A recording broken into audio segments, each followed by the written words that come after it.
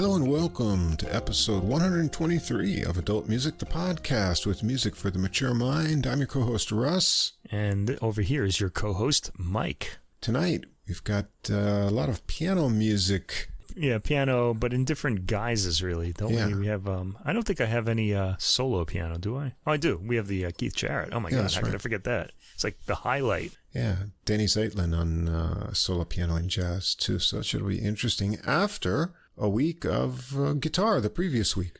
Right. And in between that week, and the reason why I didn't remember that we were doing the Keith Jarrett is because my brain is really fried. It was a really rough week. Yeah. There was a lot of work to do and all kinds of things going wrong, too, on my side. I had I ride a bicycle and the tire, it didn't just go flat, it burst. So I had to find a place that could replace the inner tube and the tire. Never had that happen before. And that was a big pain. That was one thing. And then there was I had to deal with a government office in the middle of the week, too, unexpectedly. So, I don't know. Yeah, on top of that, it's really hot. And it's hot. But I like that. I like the hot weather, but, in Japan, it can get really humid. And but it's not so far. We've been, it's just been really hot. We're coming out of the rainy season now. So Today was extremely hot, but it was rather dry. So yeah, really didn't nice. mind it too much. I liked being out in that. It was good. I made sure I got some vitamin D from the sun's rays. Yes, me too. Yeah. And, well, we got some nice feedback on our guitar episode, too. Do you want to share that? Yeah, we did. We talked about last week Heike Matthiesen's album of works by women composers. Right. And she wrote back to us. She really appreciated what we had to say. She said, I'm going to read what she wrote here. She said, "Thank you guys for a great review of my CD." I want to change these words, though. She says review. I don't think of it as a review. I think it's more of a discussion, although really one of us goes off and starts talking about what we're hearing. The other will sometimes comment. But, I don't know. I don't want to think of them as reviews. I like to think of them as discussions. Anyway, she said, "Amazing podcast, a real discovery for me." Oh, I wish more people would discover the podcast. Yes, part of our problem is that we have a lot of musicians listening to us, which is great. Okay, because I think we want more of just the listeners, people who listen to the music, listening and writing to us and things like that. It's great to have the musicians there, but they're kind of a small audience. We want a bigger audience. Yes. Anyway, we want both. We want you musicians to stay, so keep listening and tell your audiences to listen to. And then she writes, you know why I had mentioned Anne Emmerich, that I couldn't find her when I searched for her on the internet, and I could only find the the mystic who had lived kind of close to the same time, really. But she says, you know why Anne Emmerich disappeared? Always two choices why women composers disappear: death or marriage. And usually a married woman could not continue to play due to moral standards. Well, certainly in the 19th century, that was true. Only if she had the luck to marry a colleague, which I guess Anne Emmerich did, if I remember correctly. I'm just going by memory now. I don't have my notes in front of me. In the meantime, I found her marriage year. It is 1838, because we didn't know when she died, right? We just knew her birth year. Before she was an active concert player in the Munich area, which is, Heike Matthiessen is from Germany. I don't know which part, but... And to talk about the sound, we had mentioned that she had this really nice quiet sound on her strings, and she mentions why she does that. She says she uses very old, quotation marks, old-fashioned strings, no carbon high-tech stuff or any other kind of material. They don't seem loud, but have amazing projection. Okay, well, we wouldn't know that on the CD, but in a live performance... that would be something to hear. Right. A recommendation by Pepe Romero, the great classical guitarist. When I studied with him and I stayed faithful to them, she says. She says, congratulations. We didn't do anything. And cheers from Germany. Well, cheers to you, Heike Matthiessen. Thank you for writing to us. We were thrilled to hear from you. Yes, if you haven't listened to last week's episode, it had the great title of Guitarasaurus. Guitarasaurus. She's not really a Guitarasaurus, though. She's more of a... Guitar tops. What do you? Yeah. Guitar tops. What would be another? I don't know. Anyway, there's a lot of good music for the guitar on that episode. Maybe she's a guitar raptor. I don't know. I'm trying to think of some good... Something like that. Yeah. Anyway, this week is all piano music. All the music we're going to talk about in the episode description. You can find links for it on Spotify and Apple Music. And also at the top of the description, there's a link to the full episode playlist. That's all the music in one place on Deezer, streaming from France. You can also listen to the podcast there as well. Get everything in one place. Now, if you don't see the full description or recording list, or the links aren't active on whatever app or platform you listen to us on, you can always come over and check us out on our host site. That's Podbean, PODBEAN.com, where everything is easy to follow. Now, if you enjoy the podcast, please follow or subscribe wherever you listen to us and tell a music-loving friend. If you take a moment, also give us a ranking, write a short review. That helps us get listed in recommendations. It's another way we can get new listeners. Also, do come and follow us on our Facebook page. You can get extra info and more releases throughout the week. I always put up the new jazz releases every day when I go through them, all the best ones I share. So you want something new to listen to every day, you can find it there. And you can also leave a message or comment there. And if you'd like to contact us directly with any comments or questions, we'd love to hear from you. Our email address is adultmusicpodcast, all one word, @gmail.com. Also, do check out our friends over at The Same Difference, Two Jazz Fans, One Jazz Standard podcast, Johnny Valenzuela and Tony Habra. Look at several versions of the same jazz standard in every episode that comes out every 2 weeks. Hear little snippets from each version and their humorous and educational discussion of what they like and don't like about those jazz standards. So they cover the old, we cover the new, and we're going to be getting together with those guys sometime over the summer. Yeah, probably late August. We're looking at late August at the moment, but don't quote us yet. So that should be a lot of fun. We'll talk about some jazz standards and even get their sort of ideas about a little bit of classical music as well. So yeah, we're going to hit them with a classical. We'll only give them one.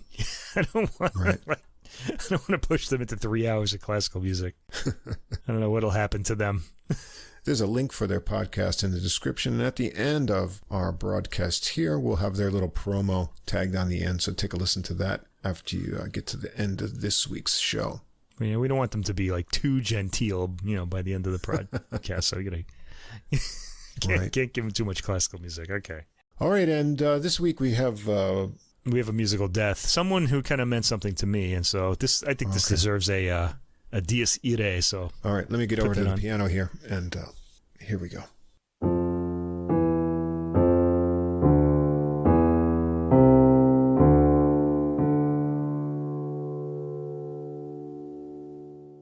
Okay, there it is. All right, we have lost Andre Watts, American pianist. He died at the age of 77, not very old. Now, he made his concert debut when he was 16 years old. Boy. Uh-huh. I mean, you just know what you're going to be, I guess, if you're that good at that age, with Leonard Bernstein and the New York Philharmonic. Man, he's a high school student. Wow. Yeah, I'm going to play with Leonard Bernstein and the New York Philharmonic tonight. Okay. He was later asked to substitute in place of Glenn Gould, of all people, with the Philharmonic, and that performance is credited with launching his career. I think this is all in the 60s or maybe early 70s. He made some recordings, not all that many, but one of them that really kind of made an impression on me was Children's Corner by Claude Debussy, and this was the first time I had ever heard these works. And there's one piece in that set called Jimbo's Lullaby. Now, all of these, there are pieces that Debussy wrote. They're not really young people's pieces, but they're kind of childlike. They're sort of written after his daughter's like toys and things like that. And Jimbo's Lullaby, she had a toy elephant, and Jimbo is the elephant. And the rhythm of this, it kind of has like a lumbering sort of rhythm that most pianists played down. But in the recording that Andre Watts made of this, I was really amazed by. He had this sense of this big kind of lumbering animal, sort of in the rhythm.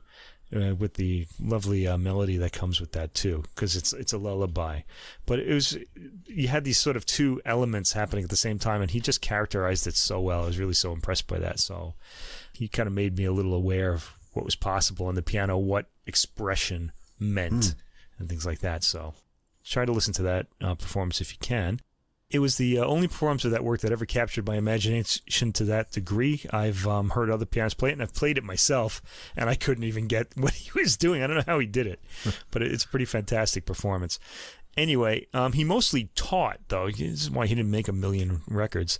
He taught at the Jacobs School of Music from 2004 until his death, and he was said to communicate to students not only music and piano, but also deep life wisdom and profound musical insights. This is the kind of teacher you want, okay? Because music isn't just a bunch of notes. Right. It's supposed to be something that helps us get through life, I think, just like all the arts. And if it's not helping you get through life, it probably isn't art.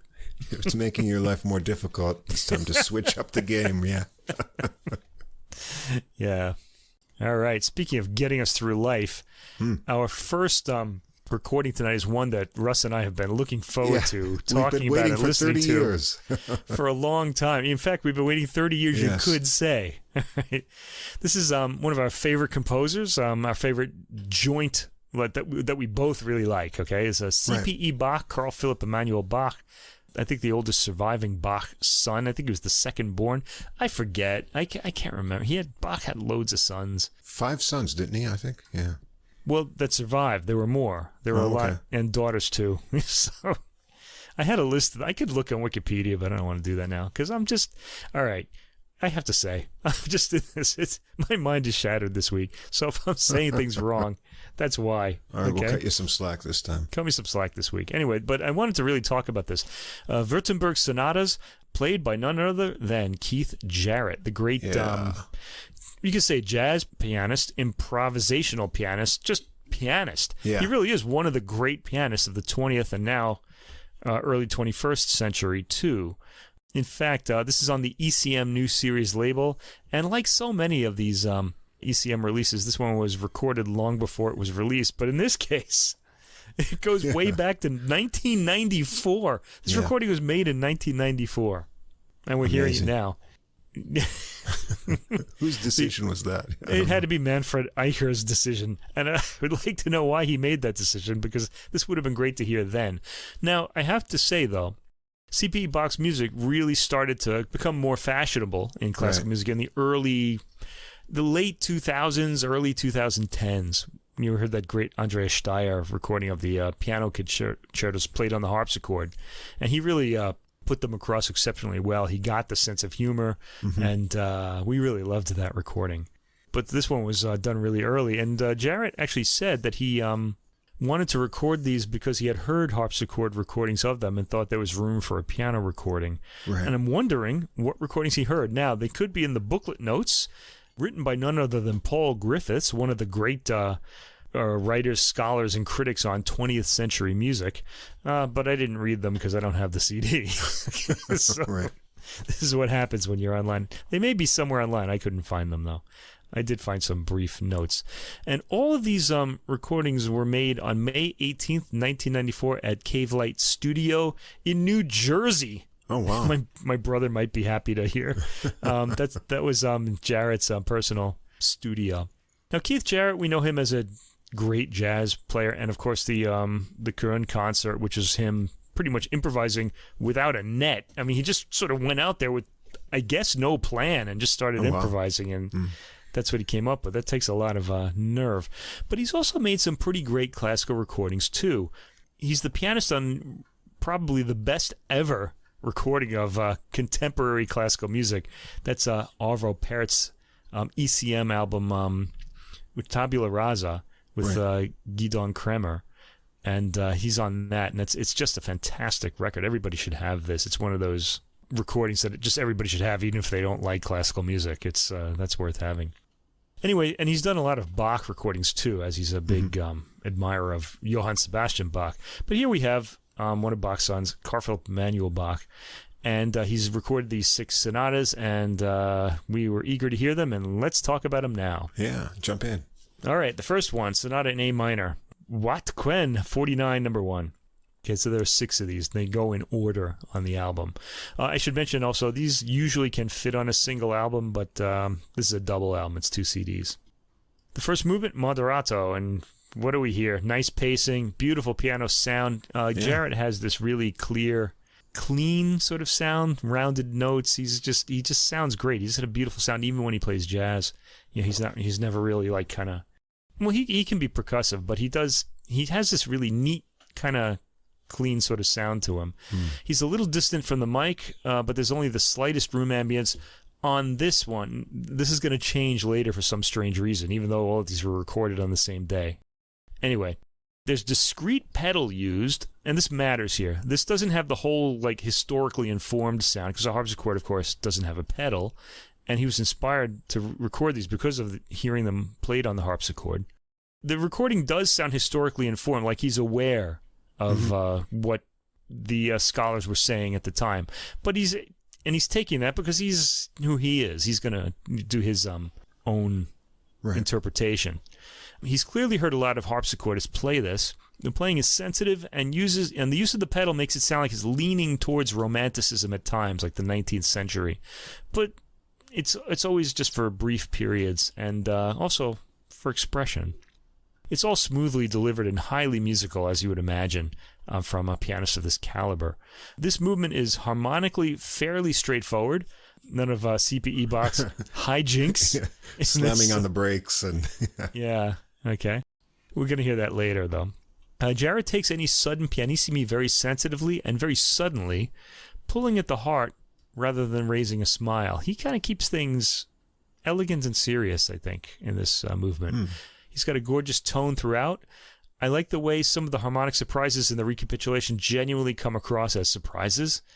Jarrett will just suddenly fall into them as though any twists of harmony were expected. Like he kind of sees them coming up, he plays them, and you're listening at your house and you're saying, oh, what was that?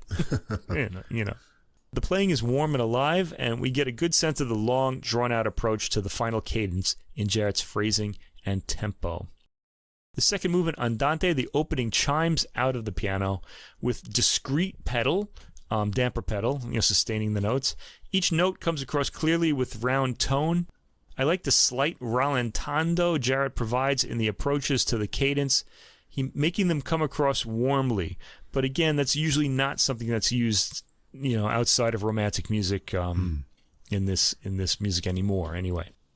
The repeating bass notes at the 2-minute mark and after are subtly played, the right hand being the focus. There's a bit of urgency in the repeated chords up to 2:30, then tension is slowly released, and the final cadence is reached via a trill, which is kind of interesting. And the final third movement, all of these are 3-movement works. Allegro assai. This is slightly slower than the harpsichordists of today take it. The rhythm is precise and carefully etched.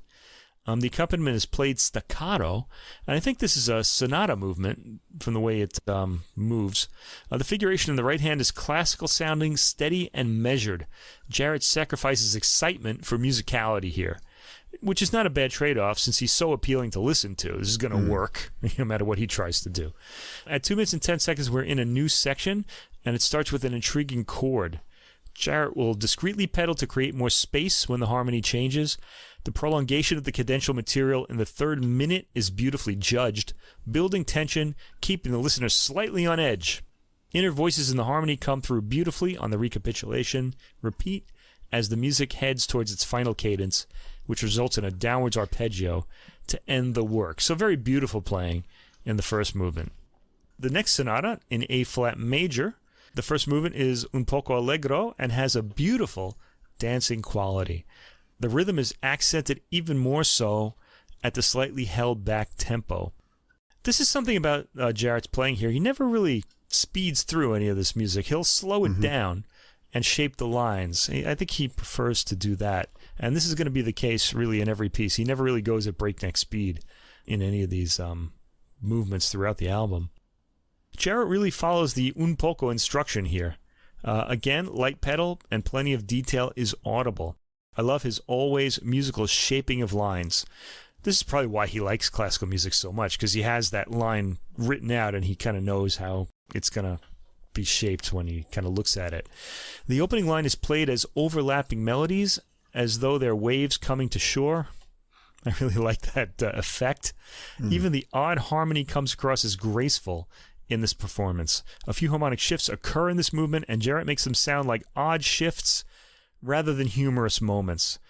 A lot of harpsichordists will make them humorous by kind of some sort of timing, comic timing with the rhythm. Jarrett doesn't do that, though. The rhythm and shaping of the lines make this sound classical rather than proto-classical, so he's kind of squarely in the Mozart, Haydn era here. The pace throughout is leisurely, without a trace of racing, and always with a light touch. Second movement, Adagio. The pauses in this theme can be played for humor, but Jarrett rather takes them at face value and comes across with a highly musical line again, which is rather surprising because it seems like C.P.E. Bach wants the humor here. Right. The same graceful and light touch is used in the first movement is used again here, and again the sudden shifts of melody come as no surprise and sound natural in his approach. This is almost miraculous given how this music is composed. At around a minute and 20 seconds, the many pauses sound like indecisive moments as though deciding which path to take, rather than as some sort of musical oddity.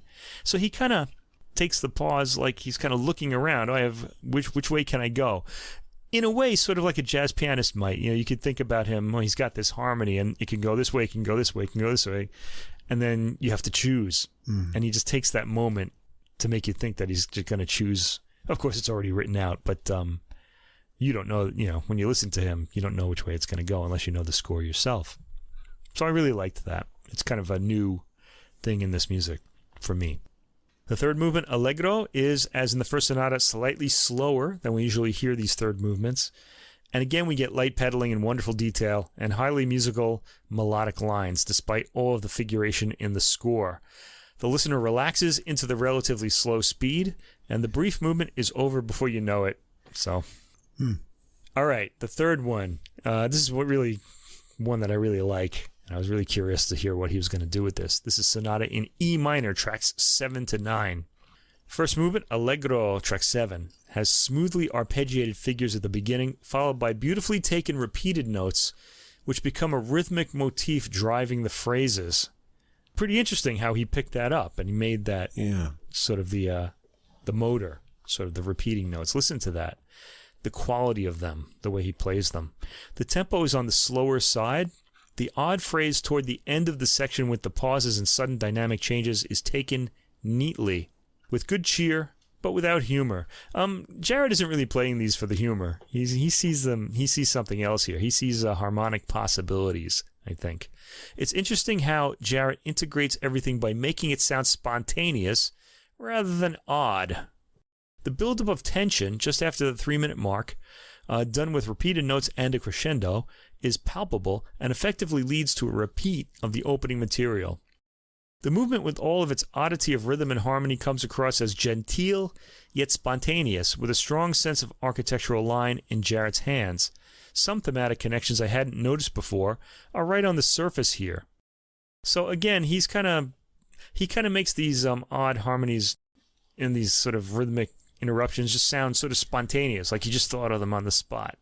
And I think that's great because it sounds sort of improvised in the moment, and yet it's not. That's really what you want out of a classical performance. You want it to sound like it's being sort of created on the spot, even though it's not. The second movement, Adagio, is beautifully shaped. The opening comes across like a slow movement by Haydn. Jarrett makes sure we're aware that the repeating quarter note chords are driving the rhythm when they appear. Again, this is sort of something repeating that's acting as the motor, driving the music forward. It's interesting that he picked this up as a motif in this particular piece.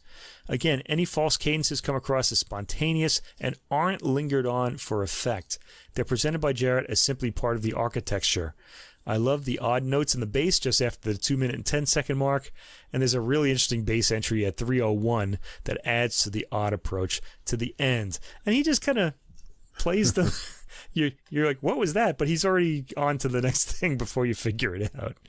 It's pretty cool. The third movement, Vivace, is played smoothly and at a slowish tempo, with all arabesque-like decoration coming across smoothly. Again, Jarrett brings the quarter note rhythmic drive to the front of our attention, so listen like just past the 1-minute and 20-second mark for that. A lot of the figuration, especially that leading to the cadence, is played staccato. The oddity of the rhythm in this movement, with its odd stops and starts, can't be disguised, and though he doesn't emphasize it, Jarrett makes it audible while playing as smoothly as possible. It comes across in a way like a running back in American football who's always moving his legs to move forward despite being tackled. You ever see somebody get hit and they're still moving their legs trying to get that extra yard? That's kind of what he makes these sound like, with that kind of forward motion that isn't moving because it's being stopped. I thought that was really interesting. The first movement has this quality too. Okay, so we've already heard 3 of these, and I'm already completely intrigued. And there are 3 more to go. How great is that? Now, this is on CD too if you have the CDs, but if you're on streaming, the next one would be tracks 10 to 12. On the CD, it would be CD2, tracks 1 to 3. Let's see, tracks 10 to 12 on streaming, though. Sonata in B-flat minor, this is the 4th one. The first movement, Un poco allegro, has a pretty flourish at the opening. This sounds like it has a bit more room ambience on it, like it's in a concert hall. Okay, I mentioned this at the beginning. All of these works were recorded on the same day, and yet here, the room sound changes. The piano sounds further away. I don't know why that happened. Did they go and have lunch and come back and the mics were moved? I don't know. It's a little different. It's not that different, but I did notice it. I like the way Jarrett launches into the second theme without underlining the structural separation, yet his playing is such that you get a sense of it still. At 1 minute and 30 seconds, there's a surprise pause that Jarrett makes sound structural, again, by simply acknowledging it, then going on. At 2:01, it sounds like we're getting a repeat of the opening, but this is the development section, we realize rather quickly, since we're into some odd harmony here. Jarrett has a talent for making the trick recapitulations sound like actual recapitulations, then nonchalantly continuing into the new harmonic material that follows, like it was expected all along. So when that happens, you're sitting there going, wait, what just happened? Where are we? So he's kind of, instead of making us kind of like, say, laugh like other, keyboardists would here, he's got us sort of like, he's kind of playing with our minds in a way, He's sort of, just by the way, he's just kind of always moving forward, and we're saying, wait, what? Like you're hearing this brilliant lecture, and you just want to think about something the person said, but he's already on to the next thing. The whole movement is taken in a gentle way with the oddities underplayed, and in this way adding to Jarrett's conception of the flow of the movement, which is up front. It comes across as elegant and beautiful. The second movement, Andante, is very slow and mysterious at Jarrett's tempo. The intertwining melody and accompaniment seem to grow out of the opening like vines twisting around a pole. The entire movement continues to grow, then the harmonies become thinner as it heads to the end, ending on a pianissimo. Very satisfying, and this is a really beautiful movement. I really liked the way it was shaped, like how it grows and then it just sort of recedes at the end. The third movement, Allegro, is played at a slowish tempo. This is the norm on this album. It seems that Jarrett is more interested in where the harmony is going than providing any surface-level excitement by outlining the quickness of the rhythm, let's say. He does outline the rhythm, though. He gives it a good downbeat. Jarrett has an interesting way of letting the repeating chords drive the rhythm as well as provide the harmony, whereas most pianists will merely provide the harmony. They just kind of see these chords as, telling you what the harmony is. The figuration in the second minute, and especially the long trill that we'll hear after 2:15, are smooth and well taken. And notice again at 3:07 how Jarrett will keep the odd pause sounding like part of the structure, which it is, rather than play it for laughs. It occurs to me, well, you wouldn't laugh, but for humor, let's say, for smiles. It occurs to me after this, when we hear the trill and left-hand material again, that there's humor there that Jarrett simply lets speak for itself rather than drawing it out. It depends what you want out of this music, but this approach works very well. Okay, we're on to Sonata in E-flat major. This is number 5 of the Wurttemberg sonatas. Track 13 to 15 on the streaming. And calculate it for yourself on the CD. If you have the CD, you'll know. This is track 4 to 6 on the CD. First movement, Allegro. We're still in the more reverb-laden acoustic that we heard in the previous piece. But the recording is close and piano detail is audible. This is a cheerful-sounding theme and is played at a quicker clip than we've been hearing on the album. Jarrett gives the material a real uplift and smile through his highlighting of the rhythmic contour. Really beautiful phrasing is heard throughout this movement, especially in the continuous figuration leading to cadences. Indeed, the movement features a lot of rhythm-oriented highlights, and I especially enjoyed the skipping dotted rhythm in the 3rd minute and again in the middle of the 4th minute. Beautiful phrasing in the figuration leading up to the 7th minute, then we hear the dancing cadential material, a beautifully realized movement. The middle movement of Wurttemberg Sonata number 5, Adagio, starts with an air of mystery to it. Jarrett is very precise in his rhythm and phrasing, allowing each note to drop exactly where marked. It gives the movement a kind of sense of inevitability. The harmonic material thickens with new lines in the 1st minute, all kept admirably delineated. This continues to the end, to the understated final tonic. The third movement, Allegro assai, is another dancing movement complementing the more intellectually formed multi-line second movement. This moves in staccato fourth note chords, so quarter note chords, and individual notes. Jarrett makes chords and individual notes is what I want to say there. Jarrett makes the staccato a thematic motif throughout, so when you hear the staccato, you kind of know where you are. It's heard passing between voices like a melody.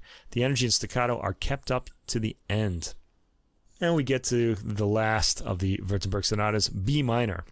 First movement is moderato. It's a slow and rather ponderous approach in the introduction, although this is actually the first theme, built on dotted rhythms. I liked Jarrett's approach with the false cadence at around the 45-second mark. At 1 minute, the opening material repeats. At 2 minutes, we're already in the development section. Jarrett maintains this recitative-like tempo throughout the movement. I guess it's moderato, as the instruction states, but it seems tempo-wise held back. It does allow the rhetoric in the harmony and thematic material to land, though. At the 3-minute mark, for instance, there's a false cadence that impacts beautifully. The recap returns, the recapitulation, and the rhetorical manner continues. The ending just ends on a final unharmonized note. The recapitulation sounds rhetorical without much harmony, pinning it down. And in fact, this movement comes across as more intellectual than the first movements of the other works. And that has a lot to do with the tempo that Jarrett chooses here, as well as the material. The second movement, Adagio non molto, moves at a similar speed to the opening movement, but a little slower. Jarrett is pulling out a lot of expression here with his touch and the open-ended phrasing, and achieves warm cadences. It's a brief movement with a few mysterious touches, like the two interrupted lines about 35 seconds before the end. Third movement, Allegro, finally starts this piece really moving. It's got a fugato opening, which means there are different melodies playing at the same time. And Jarrett keeps the energetic lines fully distinguishable and energetic. I'm especially impressed by how clean the sound in the bass is. It could get muddy, and it doesn't here. The B section of the movement is still in a fugato style, with voices imitating and countering each other, and the opening returns and the fugato style continues to the end. So in conclusion, to wrap it all up, this recording is really special. Jarrett, as always, has a unique approach and puts these scores across in ways I wouldn't have thought were an option as interpretations. He has a relaxed feel throughout, and as a result draws out rhythmic and melodic details that we often miss in the more, say, classically oriented, classical pianist-oriented recordings. When Jarrett plays classical music, he brings a jazz player's sensibility to the recording without actually sounding like a jazz player. And he also has the gravity that classical players bring to this music. He's not exactly buttoned up like classical players can be, but he achieves a kind of formal relaxation. I wouldn't call this a definitive recording of these works. They're very individual, really, and there's certainly other ways to approach them. But this stands as unique and highly appealing. It's a recording that I'll revisit, certainly. But I like Keith Jarrett's playing in general. This really should have been released when it was recorded. It may have affected the way we perceive C.P.E. Bach's music, and may have changed the way other classical pianists approach it in those intervening years. So anyway, I think if you like Keith Jarrett at all, if you're a jazz fan, and if you like C.P.E. Bach like we do, you really have to hear this. It's really very unique sounding and very beautiful as well. I was really looking forward to hearing this when I knew it was coming out, and I wasn't disappointed at all. Me neither. Overall, it's a very lyrical interpretation. Good, yeah, I think so. It's smooth, but not without excitement.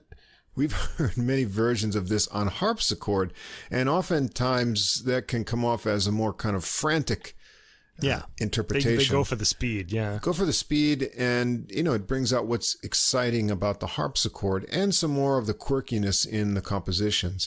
But here, he's really making this music do what it can best be presented as on the piano.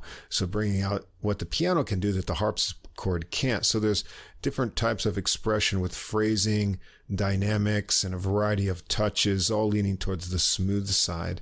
And I can really appreciate the more relaxed nature and listen to these in a different way than when I listen on harpsichord. And as you say, this can't be a real, probably definitive version because it is quite unique. But as a interpretation for piano, I really think it's special.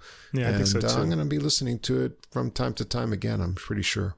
Yeah, this will have a proud place in my collection when I finally get the CD, which I don't have yet.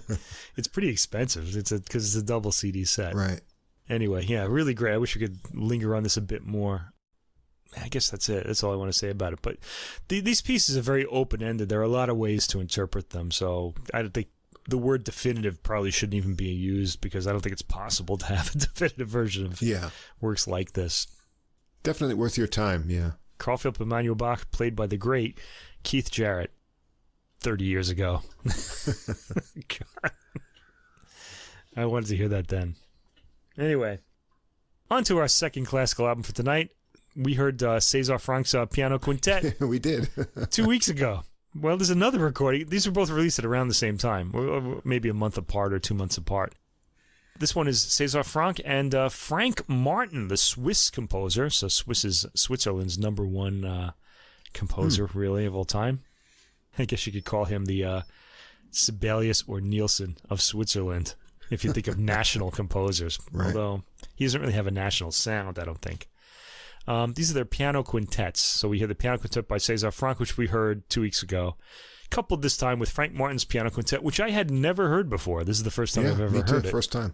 Yeah. So I'm glad to have that. It's kind of a small piece. Anyway, the artists are Martin Klett on the piano and the Armida Quartet, featuring Martin Funda on the violin, first violin, I guess, Johanna Stemmler on the second violin, Theresa Schwamm on the viola, and Peter Philipp Stemmler on the cello. And this is released by Avi Music. The first piece is the Frank Martin Piano Quintet, which really drew me. I was really thrilled to hear this, and it didn't disappoint, I have to say. It starts the first movement, Andante con moto. This is a 4-movement work, I should mention. It has a string opening with a touching melody in the mid-range that gets passed around through the various instruments. The piano makes its subtle entrance at 41 seconds, and at the beginning is simply underpinning the harmony. When the piano finally gets some material up front at around 125, the piece remains rather quiet and lightly stormy at times. At 211, the piano introduces a livelier section and takes the lead. The strings accompany with pizzicati, then take the lead as the piano plays staccato bass notes. The subtle textures are a pleasure for the ear in this sensitively performed movement.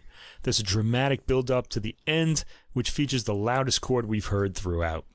The second movement is tempo di minuetto, but it doesn't play out like a minuet, a traditional minuet movement. But the minuet rhythm, or theme, I guess, starts lightly and traditionally in the piano. It's got a flutter to it in the rhythm, in the kind of harmonic, the melodic decoration. The middle section doesn't sound like a dance at all. It's legato and rather pensive in its sonic profile. At 2:31, very early in the movement, the opening material comes back. When I say very early in the movement, usually we would expect this to happen at the end to close out the piece, but that doesn't happen here. This time the strings interplay with the piano. Then at 3:40, we seem to have entered into a new section entirely. It's rhythmically driven by the piano as the strings rhapsodize on the theme above. Again, the music gets louder at the end, rather surprisingly. There's a sudden pulling back and build-up of harmonic tension, and the opening theme is repeated with the lightness gone and quite a bit of franticness to it. It reaches its cadence in this frantic mood. Pretty interesting approach there, by Frank Martin in this case. The third movement, Adagio ma non troppo, has mysterious, quiet, circling patterns in the strings at the beginning, taken at a slow tempo. The piano provides descending chords. The texture changes to a pulsing rhythm on quarter note chords in the piano as the strings intertwine for the melodic material above. At 3:08, there's a pause. Then a more hopeful harmony is heard in the strings as they flutter melodically around their chord pattern. This ends at 4:24, and there's another pause. Very odd. This kind of took me aback. I was like, whoa. It's like he's pausing for a new section. Then tentative melodic patterns suggest the feel of the opening material. We get that, slightly reorchestrated, with the piano playing the circling patterns and the quarter note pulse heard pizzicato. As the movement winds toward the end, the pulse is picked up by the piano bass. There are some intriguing harmonies toward the end of the movement, which does a natural fade. And the fourth movement, presto, starts as a sunny dance movement, and you think, oh, all the clouds are going to be chased away by this wonderful dance-like movement. But no. We do get the first bit of sustained sunshine we've had in this piece, really. It doesn't stay for long, because Frank Martin, after all, is Swiss. Strings scurry away from the opening theme to explore more harmonic territory. Then when the opening returns, the key dissolves into something more indefinable. The rhythm morphs into a piano-driven section in the first minute. The folk dance comes back briefly at 2:42, sounding more frantic. Then it goes into frantic harmony as well. Frantic is kind of a word that I'm using a lot for this and the end of the previous movement. They both do come across that way. There are shivering tremolos in the strings at this point after 2:42. The piano playing is colorful here, with ear-catching harmony in his kaleidoscopic figuration. When we hear the dance again at 3:58, it's more frantic still, and dissolves to a slower, lilting section around 4:15. This morphs again to a straightforward harmonic approach to the final cadence, with little dance rhythm audible. We reach the final cadence. There's a downturn to the harmony on the final chord that really made an impression on me. Not an ordinary ending, and some pretty surprising harmony throughout this piece, especially in the third and fourth movements. And actually, the second movement, too, all of them are. It's a really odd piece, but really appealing. Yes. Yeah. And then we get to the mighty César Franck Piano Quintet in F minor, Opus 14, tracks 5 through 7. Okay, now, I'm always strapping in my seatbelt when I'm going to listen to this piece because I know I'm going to get some histrionics. But we didn't hear much of that in the Trio Wanderer recording, and we don't hear much of that here either. In fact, this is a highly musical performance, going for the harmonies and the beautiful melodies rather than any kind of pedal to the floor sort of volume that I'm just so familiar with from old recordings that really made their impression of this piece on me long ago. So I'm really enjoying these new recordings of this work. Now, I had called, when we heard this, the Trio Wanderer play this 2 weeks ago, I said that was the best performance on the album. But I actually like this one even better than that. And let's get into it, though. I'll see if I can explain why. The first movement is molto moderato, quasi lento. And I have to say, some people won't agree with me. It's really a matter of taste, I would say, here. The first movement starts with a crisp rhythm on the violin melody. It's not overly histrionic, which is good to me. Some people might like that, the really histrionic sound. But I don't. I like it to be a little more kind of melodic, let's say. Okay, I want it to be calm enough that I can actually hear the melody and the tension in the harmony, not necessarily in the volume. Anyway, the balance and contrast between the anxious strings and lamenting piano in the opening phrases are both well achieved and well balanced here. The string theme does sound urgent and at a fairly fast tempo. I'm really enjoying Martin Klett's piano playing in this movement. And I enjoyed him in the Martin, but he really gets to step out in this piece. And we're really hearing what a beautiful tone and what a good player he is in this work. The transition at 2:18 from crescendo to a quick dynamic pullback is well done and followed by another crescendo. Actually, Franck does this quite a lot in this piece and in a lot of his music, where he'll build to a cadence, to a climax, and then just pull back from it. At 3:25, Klett's tension buildup is dynamic without being overpowering, which I also approved of. The dotted rhythms that follow indicate that indeed this movement is moving at a relatively fast tempo, and it's working exceptionally well at this tempo, in my opinion. Everything comes across as highly melodic and musical. I love the warmth at around 4:25. Histrionics are being kept out of this interpretation. Listen at 7:45 when the opening theme comes back. It's loud without wringing out all of the emotion, and I personally like this approach. The dynamic immediately sinks down to piano for the following material. Piano meaning the dynamic, not the instrument. Then a crescendo back to the opening theme. There's more urgency to the playing at this point, brought out by the quick tempo. The piano part achieves power without being explosive, and that helps the overall contour of the work, or of the melodic lines. In the 12th minute, the music soars while heading toward the end of the movement, with not-so-subtle buildups of tension. Again, the fast tempo is paying dividends here. It gives excitement to the harmonic tension. At 13:58, the speed is very fast, but the dynamic is not overpowering, and we get a sense of excitement. The ensemble does well not to underline or exaggerate certain themes here. It's all in service of reaching the very quiet chords in the piano at the end. It's a beautifully shaped movement by the ensemble. It's also very long at 15 minutes, so I think they did a really admirable job shaping this and following the long line to the very end, and making all the melodic material in between sound fantastic. The second movement, Lento con molto sentimento, also a pretty long movement, is lento, but it's a fairly quick lento. The quarter note chords in the piano sounding like a... If you ever... I ride a bicycle a lot, so I have this bicycle metaphor here. If you're riding over like bumps in the sidewalk that are on every, like, say, crack, it kind of has that feeling like the time is being marked by the piano, okay, and its quarter note chords. So it's a pretty fast tempo. It doesn't just sound like a slow pulse. The strings play the melody over this, and they get a good masked sound when they play harmony, which is very thick. At this speed, the shape of the melodic lines as well as the progress of the music are easy to discern. Scenery glides by, to continue my bicycle motif, which stayed in mind as I listened to this entire movement. I didn't even think of this when I was listening to Trio Wanderer 2 weeks ago. By the 5th minute, we're hearing some gentle, sensitive playing by the entire ensemble. This stood out for me because my memories of the piece are all the fortes, and due to the pacing and shaping of the movement, the quieter parts came out vividly for me. The first time that's ever happened for me listening to this piece. At 6 minutes and 40 seconds, we're back to the bumping quarter note piano chords, which the strings take over at the 7-minute mark with a bit of fortissimo. I like the soft dynamic at the end with the piano playing the movement out with its quarter note chords. The third movement, Allegro con troppo, ma non fuoco.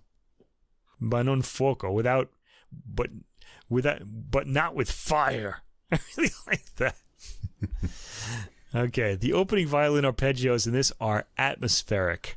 The piano and strings play ominous chords that don't come across as ominous, but again, the long line of the movement's architecture is being paid attention to here. This movement is also being played at a fast tempo. The entire work is played at a fast tempo, and that's impressive because it's a pretty virtuosic work, even at slower tempos. The ensemble never feels under any strain technically, however, and though they generate tension and energy, the musicality of the movement shines through. Listen to the string theme after 1:30. This suddenly changes to something lighter at around 1:50, still with the rhythm propelling the material forward. There's a slow building up of tension to ebbing and flowing dynamics with a lot of dotted rhythms into the 5th minute, where we finally get a light climax at 5:12, going directly into a new section. The dotted rhythm and the melody doesn't ever stay away for long. We hear the piano's hushed theme again in the 6th minute. At 7:20, I believe we're hearing an earlier melody after a lightly taken cadence, and this builds via an ebbing and flowing crescendo to the climax that ends the work. I like the characterization of the material by this ensemble throughout the movement, and indeed the whole work, and indeed the whole album. So this is the first time for me to hear the Franck Martin Piano Quintet, and it's a little gem. You should definitely hear it. It's pretty, with an overall dark hue to it, but remains relatively hushed throughout. Performances are sensitive, and the ensemble bring out the subtleties of sound and textures. The Franck piece is really the opposite. It's big-boned and but not played very loudly here, although it does get loud. I'd say this is the recording of this work to have. I really enjoyed this a lot. It's highly musical, where other performances can get histrionic, and it's at a rather fast tempo. All three movements are played faster than we normally hear them, and I thought it worked exceptionally well. Melodies are beautifully shaped, and the ensemble playing is well integrated.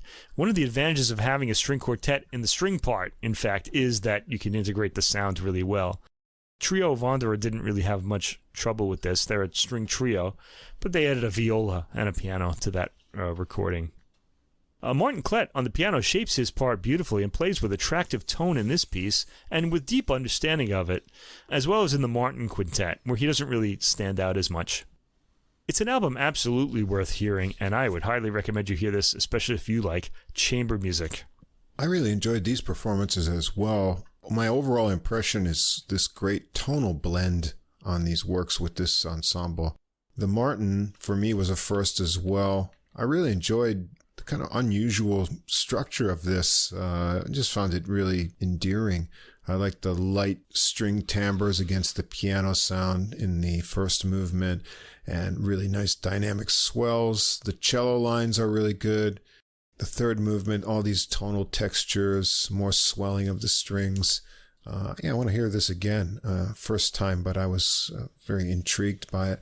And I like the Franck performance as well. Like you said, this can be overdone and histrionic in some interpretations of it. Here, the balance and blend is good. There's enough emotion, but a lot of restraint too. And after 7.5 minutes, they start to crank it up after that, but they've held back. And so you're kind of ready for, the ending at least to grow a little bit. And I thought that was fine. The second movement, I really liked the sweet and soft violin dynamics after around 9 minutes or so. And the third movement, very dynamic. And as you say, it's moving right along tempo-wise compared to most interpretations. And so it doesn't get kind of bogged down. It's emotionally intriguing, but you don't feel tired at the end of it as you do sometimes. And so I was, I could go back and listen to it again, I think. And a really good recording, fine ensemble, and nice sound too. Yeah, there's a good sounding recording as well. Okay, now I always like to have a contemporary composer on if I can. And I found a really good one that I didn't know anything about until today. So another great this discovery. This is another good find, yeah. Yeah, here I am complaining about what a rough week we had, and we heard all this great music. I almost kind of forgot. Anyway, I guess it did lift me up momentarily, and then I got pulled back like Al Pacino in Godfather Part 3. Just when I thought I was out, they pulled me back in. But then these records, pulled me back out again. Anyway, the third recording here, this is a contemporary composer, Airat Ichmouratov. I don't know how to say that name, but I didn't, anyway, but I hope that's right. Piano Concerto. And then we have his Viola Concerto No. 1, which doesn't have a piano in it, so we do have a piano-less work on this podcast tonight.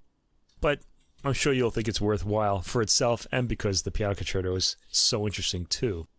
Okay, the soloists are Jean-Philippe Sylvestre on the piano, and then for the Viola Concerto we hear Elvira Misbakhova on the viola, and the London Symphony Orchestra plays this, conducted by the composer himself, Airat Ichmouratov.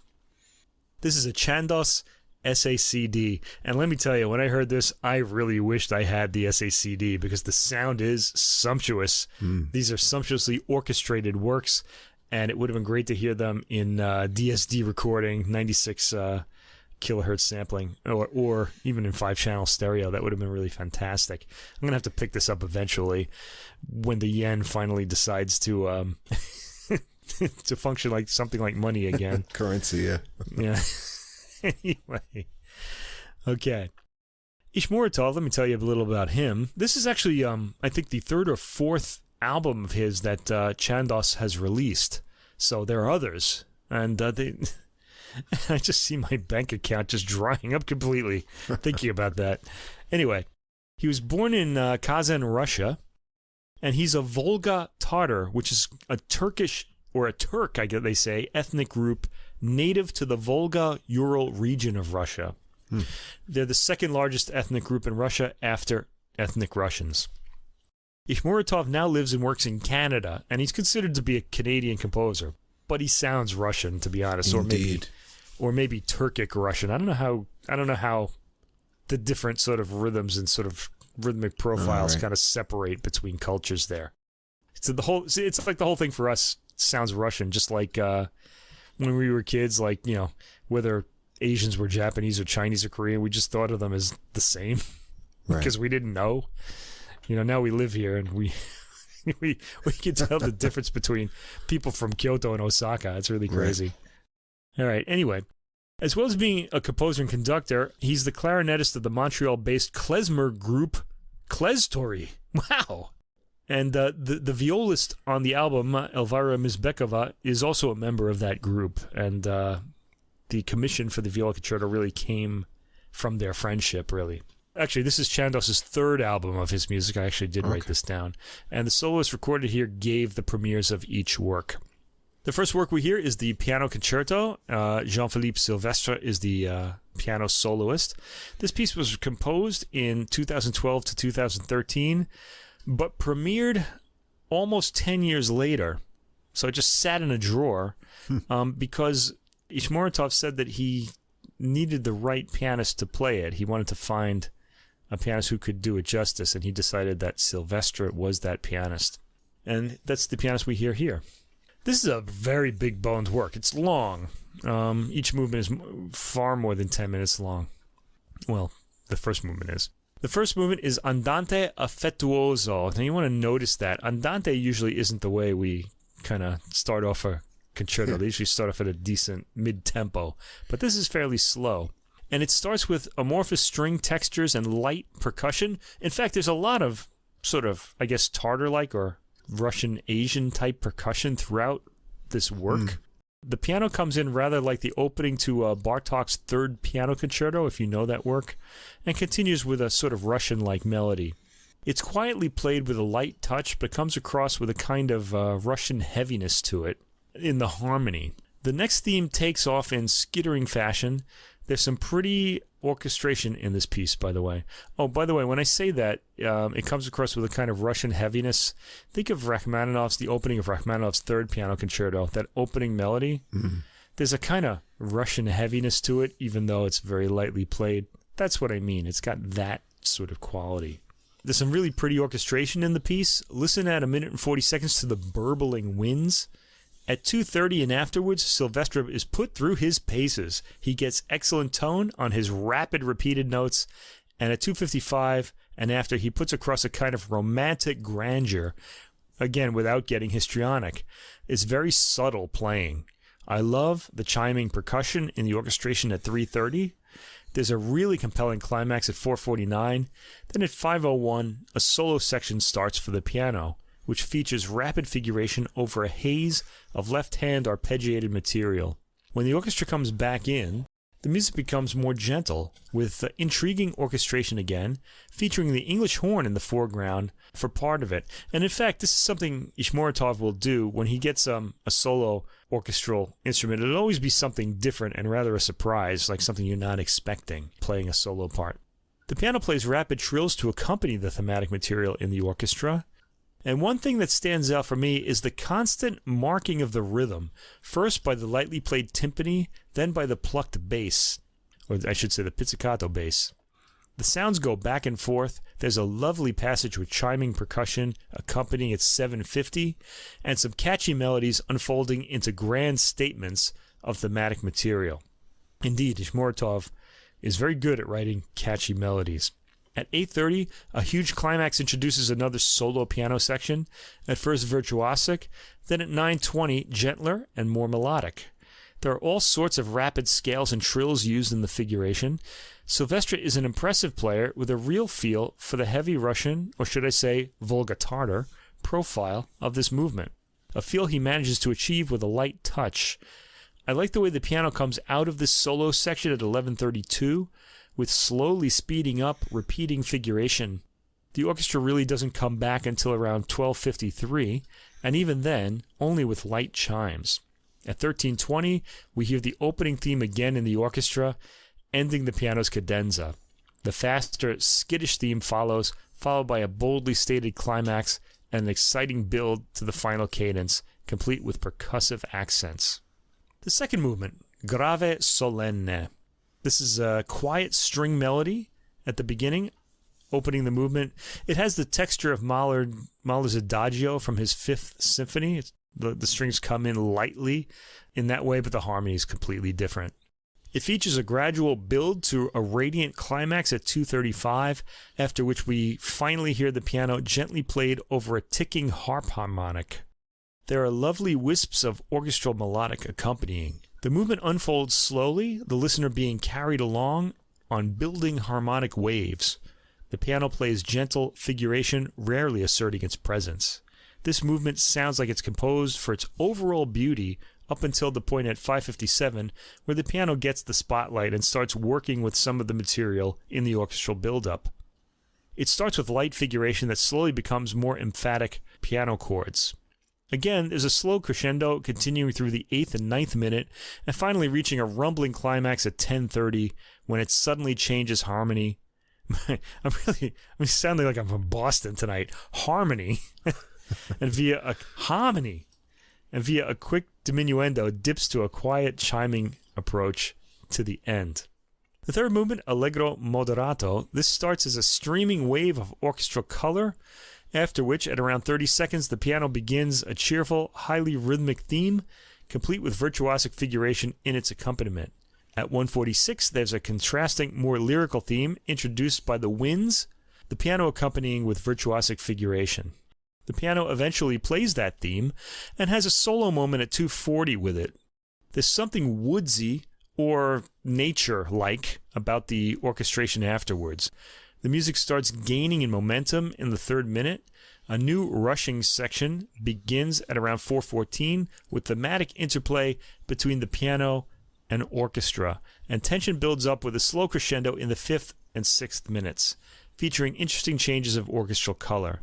This doesn't reach a huge climax, but begins a long diminuendo to just before the ending, when a quick crescendo, complete with bass drum and cymbals, brings us to the emphatic ending. This is a great piece. It's big boned too, and some of it stays in the ear too. It makes a big impression. We get another big work coming next, the Viola Concerto, number 1. There's more than one. Anyway, this one was written in 2004, and it starts with an andante movement. Again, he really likes to start his works slowly. Very interesting. Anyway, this starts with a bass melody, answered by shivers in the cellos. There's a big bass drum roll that opens the work up to a grand, epic theme. The tempo comes across as very slow and almost frozen. At 1:24, the viola comes in, and I have to say it sounds a bit distant in the mix. The viola isn't really an instrument that projects very well. It's got darker tones to it, and it's one of the reasons that I really love it so much as a solo instrument, because it's very different than the very bright and projecting violin. It's got a heavily double-stopped theme, and it sounds like it's heading to a cadence in the key it's in, but pulls away.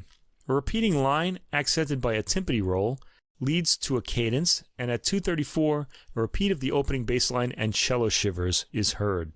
This time, the theme continues in an interweaving harmonized line in the winds, ending in another cadence which reintroduces the viola.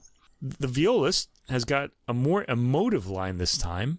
When it's done, there's a mysterious, distant, percussive sound that the viola plays a series of 3-note phrases over. In the 6th minute, the viola starts some virtuosic bowed figuration, including a glissando up the string, unless it's a very rapid scale, but sounds like a glissando to my ear. The atmosphere lightens with the viola's bouncy melody in the 7th minute, which then slows down and becomes emotive and heavier. In the 9th minute, the orchestra gets the melodic material as the viola starts playing figuration at a slow pace. This builds to some dramatic statements and heightened by timpani hits in the orchestra, then a brief sunny section in the 11th minute. The viola's heartfelt melody from around the 3rd minute is picked up by the orchestra, then a bass drum roll leads to a thickly scored harmonic section for brass in the 13th minute. At 13:41, the viola starts a skittish, lively line, really blending with the orchestra to too high a degree, I'd say.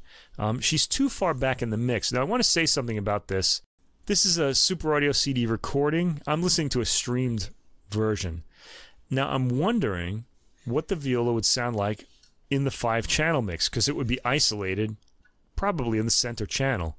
And I really wish I could hear that and check it out. I'm wondering if this mix was made with that thought in mind. Anyway, it does sound a little distant here, and it blends a little too much with the orchestra. It should really stand out. Anyway, the viola part sounds modest in tone, and the viola itself has a darker hue than the violin and doesn't project the same way as I've said. Rapid figuration accompanying orchestral chords leads to the final cadence, and this movement was heavy and had some real power to it. And it's also big bones and long. Ichmouratov makes big statements. The second movement, recitativo.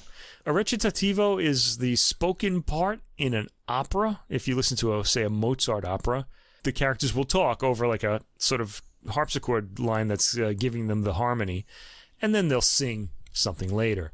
So this movement sort of mimics the talking style that we'll hear in those operas, and really it's less musical and more rhetorical, I would say. The viola starts the movement with a solo line. It's somber and carries some emotional heaviness. Double stops appear in the line toward the end of the first minute, and the line speeds to more virtuosic speed. After rapid repeated notes in the viola, the opening is repeated. The orchestra finally makes its appearance towards the fourth minute, gently taking over the viola's themes.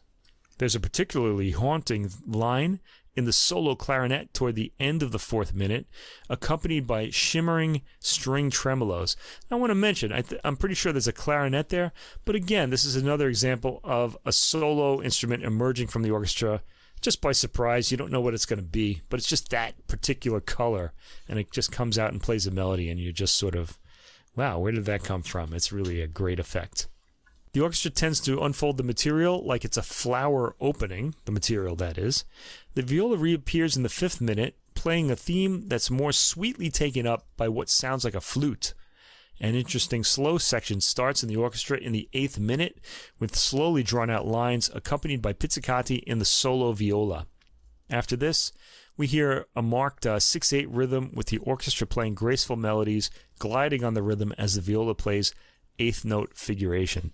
I really think 6/8 is my favorite time marking. I like the way it just sort of glides along.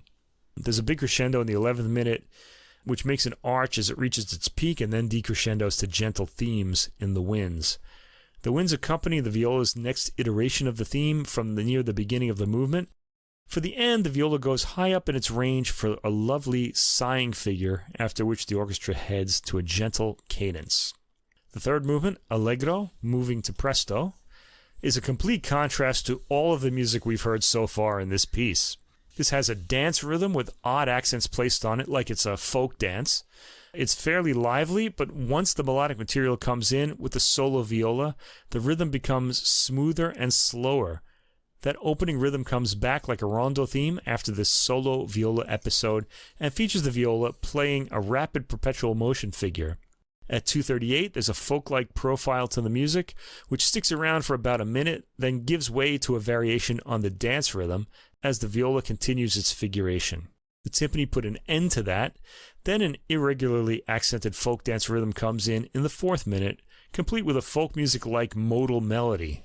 In the fifth minute, a quieter, smoother section appears. This gives way to faster figuration to bring the movement to a rousing and very loud close, one that I'm afraid drowns out the viola's approach to the tonic at the end. Anyway, it's highly romantic music in the piano concerto, with a Russian, or perhaps Volga-Tartar, profile to it. Jean-Philippe Sylvestre has the measure of this music at the piano and meets all of its very virtuosic demands without being overly showy, always serving the work. Fantastic. We want to hear the music. He does get his moments in the spotlight, though. It's a huge piece and appealing all the way through. Despite the romantic idiom, this work is filled with interesting orchestral color and immediately appealing melodies and overall thematic material. It's instantly likable and one that you'll want to revisit, if only to really get more familiar with the massive material that's presented in this fairly long work. It's a very, I don't want to say long, it's not long like Mahler is long, it's big. There's a lot of instruments. The viola concerto is actually heavier and more lugubrious in nature. It's very beautiful in most parts. I didn't get to hear this in surround, but to my ears, on the 2-channel stereo version that I heard streamed, the viola sounds a bit backward placed. It's entirely audible, except at the very end for its last notes. Elvira Misbakhova is an able soloist with an intriguing darkness to her tone and plays her figuration with great fluidity. The piece is full of ideas and is appealing despite its heaviness. It's got a romantic profile. Both works are big-boned and will keep the listener intellectually occupied as well as involved by the appealing material.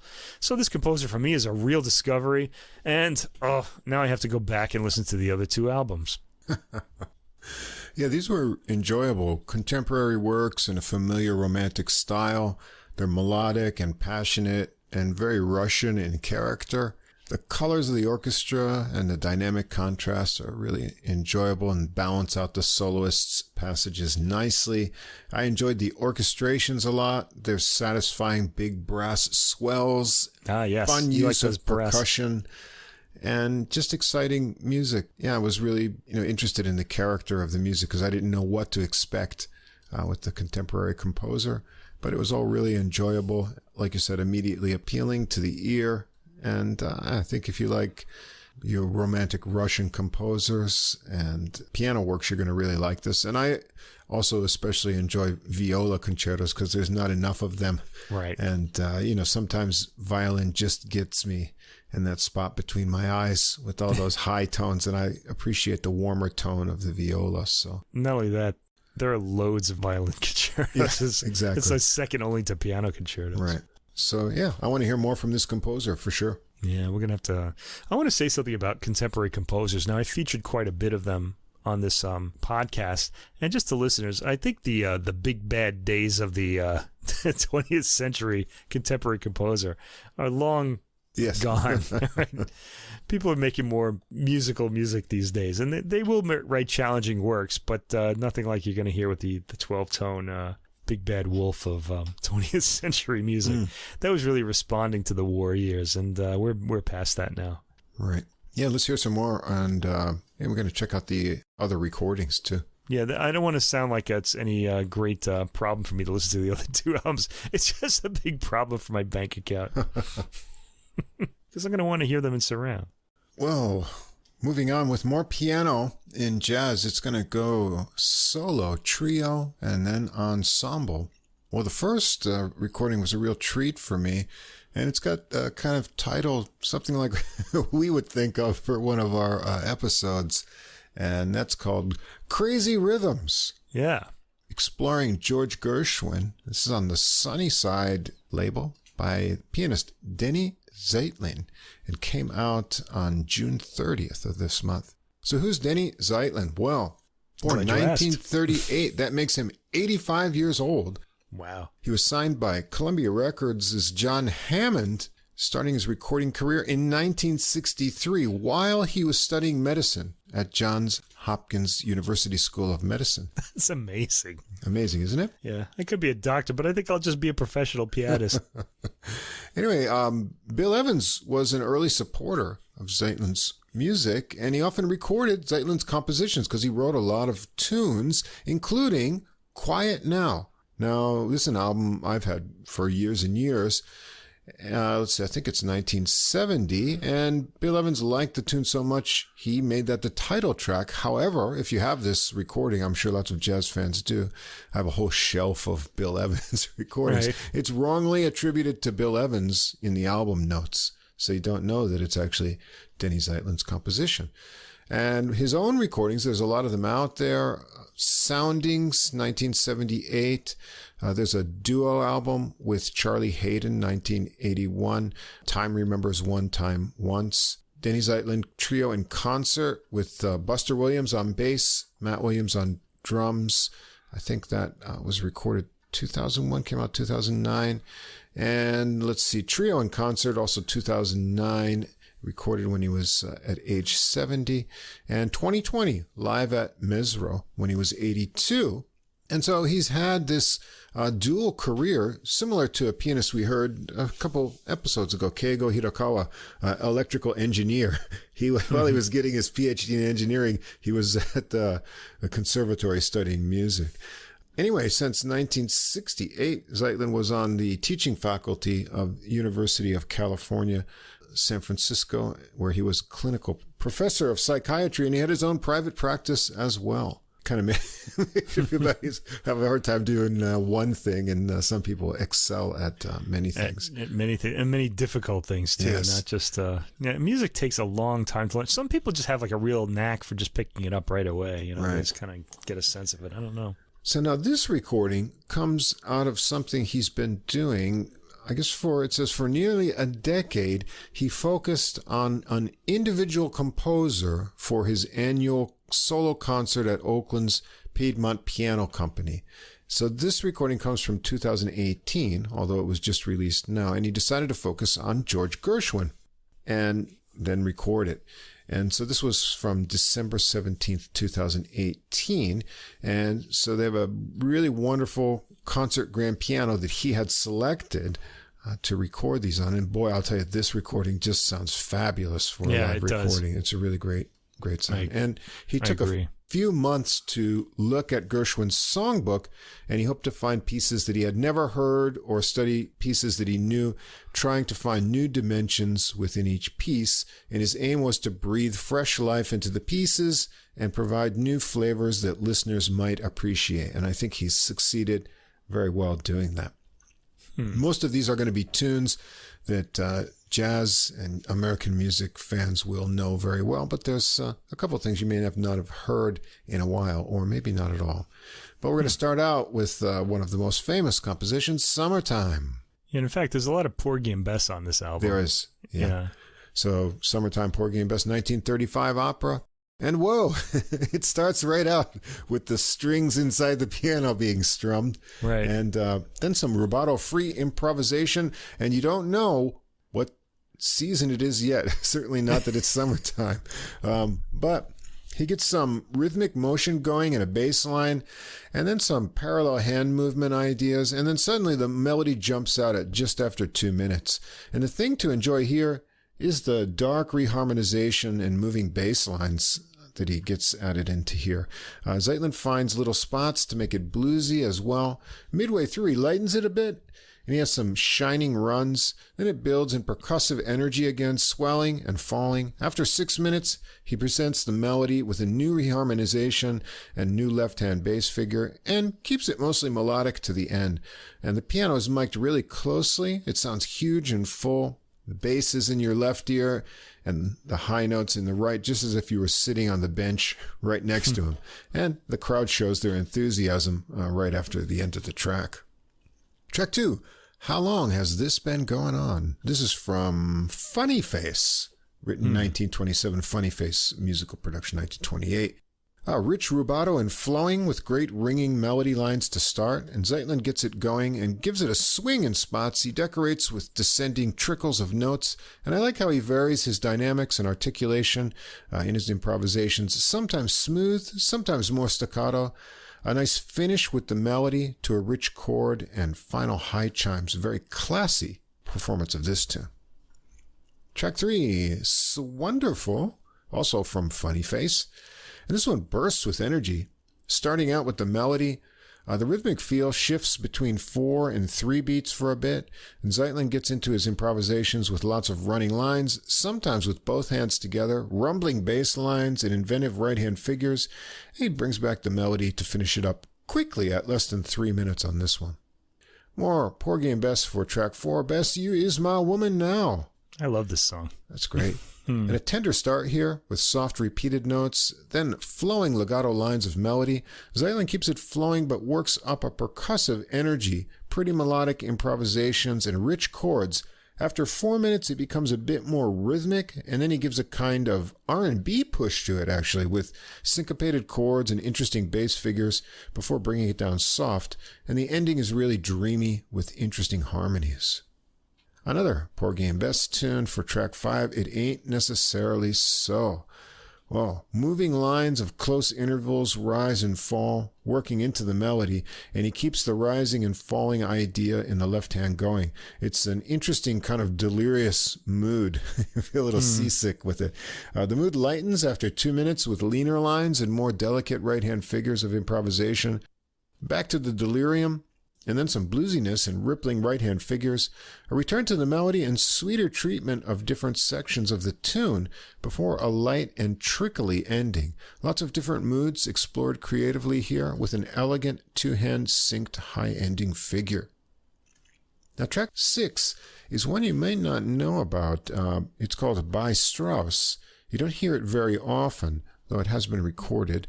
It comes from 1936 and was originally performed by the Gershwins at private parties. It's an homage, or more of a tongue-in-cheek kind of maybe mockery of the music of Johann Strauss Sr. and Jr. And it was featured in Vincente Minnelli's 1951 film American in Paris. Zeitlin plays it smooth and lush, kind of as a rubato waltz. His right hand figures really chime and flow, and the left hand ideas constantly change creatively. Track 7, The Man I Love, is part of the 1924 score for the musical comedy Lady Be Good, but it was deleted from that and put into Gershwin's 1927 government satire, Strike Up the Band. Well, Zeitlin takes this one at a quick pace, getting it started out with an intro over snappy bass figures. He rings out the melody lines, has interesting movement in the left hand and choppy two-hand chords, light and fleet right-hand improvised lines mixed with low rumbling ideas, and after 2.5 minutes he has some fun sections of fast-walking bass mixed in before bringing back the snappy bass figures from earlier. Things get more frantic and insistent before coming down soft with the return of the intro idea into the melody again, and he ends up with the intro snappy bass figure idea. This next track is something else, boy. Oh, yeah. My Man's Gone Now, also from Porgy and Bess. It's the longest track at almost 13 minutes.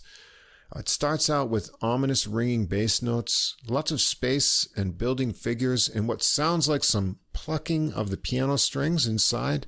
A repeating pedal tone note brings in a new section of spaced out melodic ideas and dense ringing chords. It's very impressionistic and moody. After 5 minutes, it gets more movement from left-hand lines under the other ideas for a section, and then softens to a more delicate melodic section. It becomes more percussive and ringing. There's more scratching of piano strings and other percussive sounds behind his more free improvisation. A cool little maybe damped trill at 11 minutes. You really want to see how he's doing some of these techniques. You really want to be watching this performance. Yeah. I feel the people who are there are pretty lucky to have been able to experience that. And he returns to the pedal tone idea and then some more softer ideas into a brooding ending. It's very impressionistic, emotional, and draws out a lot of interesting ideas and expressions. Track 9, I've Got a Crush on You, and this was used for 2 different Broadway productions, Treasure Girl, 1928, and also Strike Up the Band, 1930. A rubato and smooth intro introducing the melody. Zeitlin's left hand gets some bouncy rhythmic ideas emerging, and there's some ringing right-hand sections of improvised ideas and two-hand synced-up figures. It gets more and more of a playful rhythmic push, hinting at a bossa nova kind of feel. Lots of contrasting dynamics and articulation, and after 5 minutes, delicate right-hand figures are cute, and he takes it out with a little rhythmic vamp. Track 10, Fascinating Rhythm. It's from Lady Be Good, 1924. Bouncy with a lot of energy. The rhythms and meters keep changing up with dancing right-hand improvisations and evolving left-hand accompaniment change-ups, including fast-walking bass sections. There's some fun zippy two-hand run ideas, and then things work back into the melody after 3 minutes with some cool reharmonizations and a zippy ending line. And we're going to finish it up. Track 11, I Was Doing All Right, from the 1937 film The Goldwyn Follies. A relaxed, playful swing with snappy bass figures giving motion. Zeitlin adds colorful harmonic ideas. He starts improvising from the lower register with an even lower bass line, working up higher, getting back to the melody with an easy flow, and then rich chords add in while keeping the bouncy bass figures going. He ends it with some final rising, chiming ideas. Well, I enjoyed this recording a lot. Zeitlin has great energy and technique. He sounds youthful and experienced at the same time. He really gets inside of the tunes and makes you hear them in a new way. Creative rhythmic ideas, new harmonic possibilities, varied dynamics and articulation, all with a sense of exploration and playfulness. He's having fun, and so will you if you give this a listen. And the sound, it's one of the cleanest and most realistic live piano recordings I've heard in a while. Okay, I was pretty intrigued by this too, but I think we need to say to the listeners that if you're just a big fan of Gershwin songs and you think this is just going to be like improvisations on Gershwin, it's a lot more than that. It's sort of if you think of Picasso's cubist paintings, like of a person, it's a person, but you're kind of seeing it from different angles at the same time. And I feel like that's sort of what's happening here. A lot of times, you'll hear the famous melodies, but you'll have to kind of listen to them and sometimes even wait for them a lot. There's a lot of exploring in these works, and it's a very artistically rendered versions of these tunes. Some of them are actually kind of disturbing. They're not all kind of pretty or on the surface. So you need to know, first of all, what you're getting into. But that said, these are abstract stylings on this famous tunes. There are some challenging harmonic and rhythmic patterns to most of them. And it's a real tour de force of harmonic vocabulary. This, to me, the experience showed a lot to me, at least to my ear. Zeitlin gets a lot into these tunes. A lot of these, like The Man I Love, Summertime, and especially My Man's Gone Now, the 13-minute track, are given some abstract and compelling accompaniment, bringing us to odd key areas while caressing our ears with the famous melodies.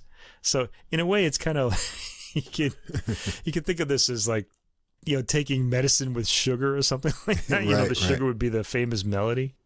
He does give just enough of that for for people who are waiting for that melody. So okay, so it's an interesting approach. It kept me listening. If you're someone who just loves music in general and you really want the challenge, you're going to really love this. Actually, it's a more adventurous than relaxing listen, I would say, though there are some down-tempo, straightforward interpretations as well, like by Strauss. Inventive playing, Zeitlin has a lot of ideas. They're all over these pieces, every track. And many of these ideas are unexpectedly dark. He really goes into like some really chilling moments. He is a psychiatrist after all. In My Man's Gone Now. Boy. That's digs deep in that one, Great inventive piano playing, though, and I think it should be heard, of course. Just, give it a try there. You're going to... Right. Unless you're a seasoned jazz listener, then you're just going to like this right away. Yeah. Makes me want to have Ben sitting there in the crowd for this. Yeah, that would have been something, I have to say. Yeah, just at least to see how he's doing some of this stuff. All right, we're going to go from seasoned veteran to a new face in jazz with a recording that's no less challenging to figure out, and the album notes make it all the more mysterious. Yes, I didn't read the album notes, so I think I was better off than you on this. I didn't need to be confused. I actually rather like this. Yeah, this is a lot of fun. All original music here from our young pianist Ben Miller. Yeah. The Ben Miller Trio on the Trrcollective label.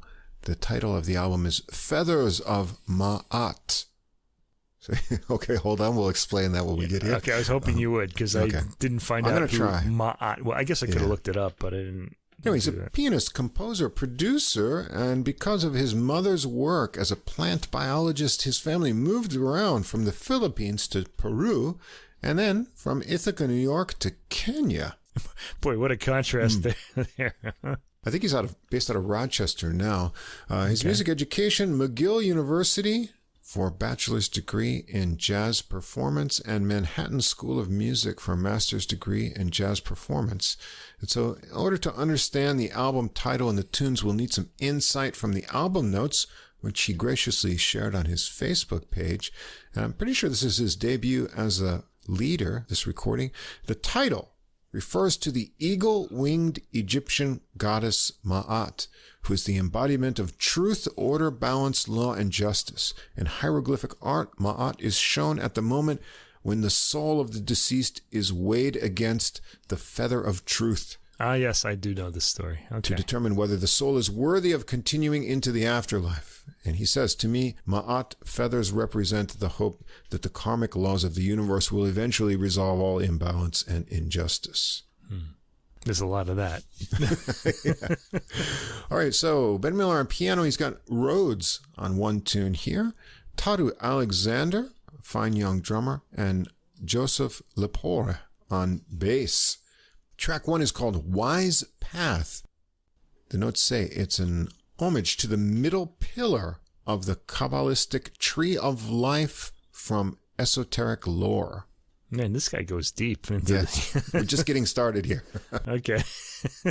All of his tunes have rather unique structures, rhythms, and that's true. Yeah, I listen to this sort of casually 2 or 3 times through the week, but it's going to take a number of times to listen to this intensely to figure out all the structures that are going on. I only had one listen to do that on, so I'll just outline. I was thinking the same thing when listening to it. I was like, this is really complicated. So it is. Like, it's not going to be picked up on a first listen. No. And it's all original, so. Well, this starts with an 8-measure intro of syncopated piano chord patterns with a bass and left-hand piano figure between phrases. It's in a slow 4-beat with piano fills. The next section keeps the feel with piano fills to a hold in a trill, and then it bursts out with a driving swing for the melody. I'm not really sure of the structure. You'll hear a catchy repeated figure in Miller's right hand. It's kind of like a 13-measure section, and then it comes back, that figure, in what seems to be a 21-measure section. One more phrase with that figure, and that it kind of modulates, and he's off on improvised lines over Lepore's furious walking bass. Miller keeps his lines rhythmic and snappy, working up with light but punchy left-hand chords, and Lepore gets a bass solo next with heart attacks and high-energy phrases in the upper register and a cool rhythmic ending. Then Miller trades some soloing with Alexander's drums before going through the melody sections right to that figure where it kind of modulates to end the tune. It's a very high-energy start. Track 2, Azoth, which is the universal solvent, symbolized in the Azoth Talbot, a Renaissance mandala depicting the 7 vital phases of alchemy. Okay. All right, let that sink in for a bit. So which culture does this come from? I'm not sure. Azoth, I don't know. Okay. Alchemy kind of sounds like Europe, though. Yeah, European. Okay. Well, another energetic rhythmic tune. It starts out with a medium 4/4 swing feel with a melody of short falling and rising piano phrases over changing modal harmonies. But there's also a few kind of bebop-like cadences and licks in there too. It's kind of a fusing of both those jazz traditions. Very syncopated bass and piano chords underneath, and the meter seems to switch up with more syncopated repeated note figures, but I don't know how you would count it or where it exactly changes. Very complex rhythms going on here. The first phrase idea repeats into another section of chords and pulsing bass, and Miller's improvisations are smooth and free-flowing over the still pulsing bass and Alexander's free fill ideas on the drums. Things gel into more of a straight swing feel with walking bass for the duration of the piano solo, and Alexander gets a drum solo with a lot of tight figures. Bass and piano return over him with synced ideas to build into another run through the melody sections to end it up. Track 3, Internal Eyes, and the name refers to the pineal and pituitary glands. Look inward. This one's a slow 4/4 ballad with soft brushes from Alexander and ringing bass notes synced with Miller's melody phrasing. The harmonies are rich and interesting. There seems to be 2 8-measure sections with a lifting harmonic shift in the 5th measure of each, and the second section has some interesting change-ups in the rhythmic flow. Miller's improvised solo has interesting articulation, mixing more flowing lines with soft staccato ideas. I like how he builds phrases in ideas kind of in waves, and has some nice ringing high register repeated figures. They hit the changed up rhythm section in sync at the end of his solo, and then they take it through the melody sections again. Track 4, Seahorse Valley.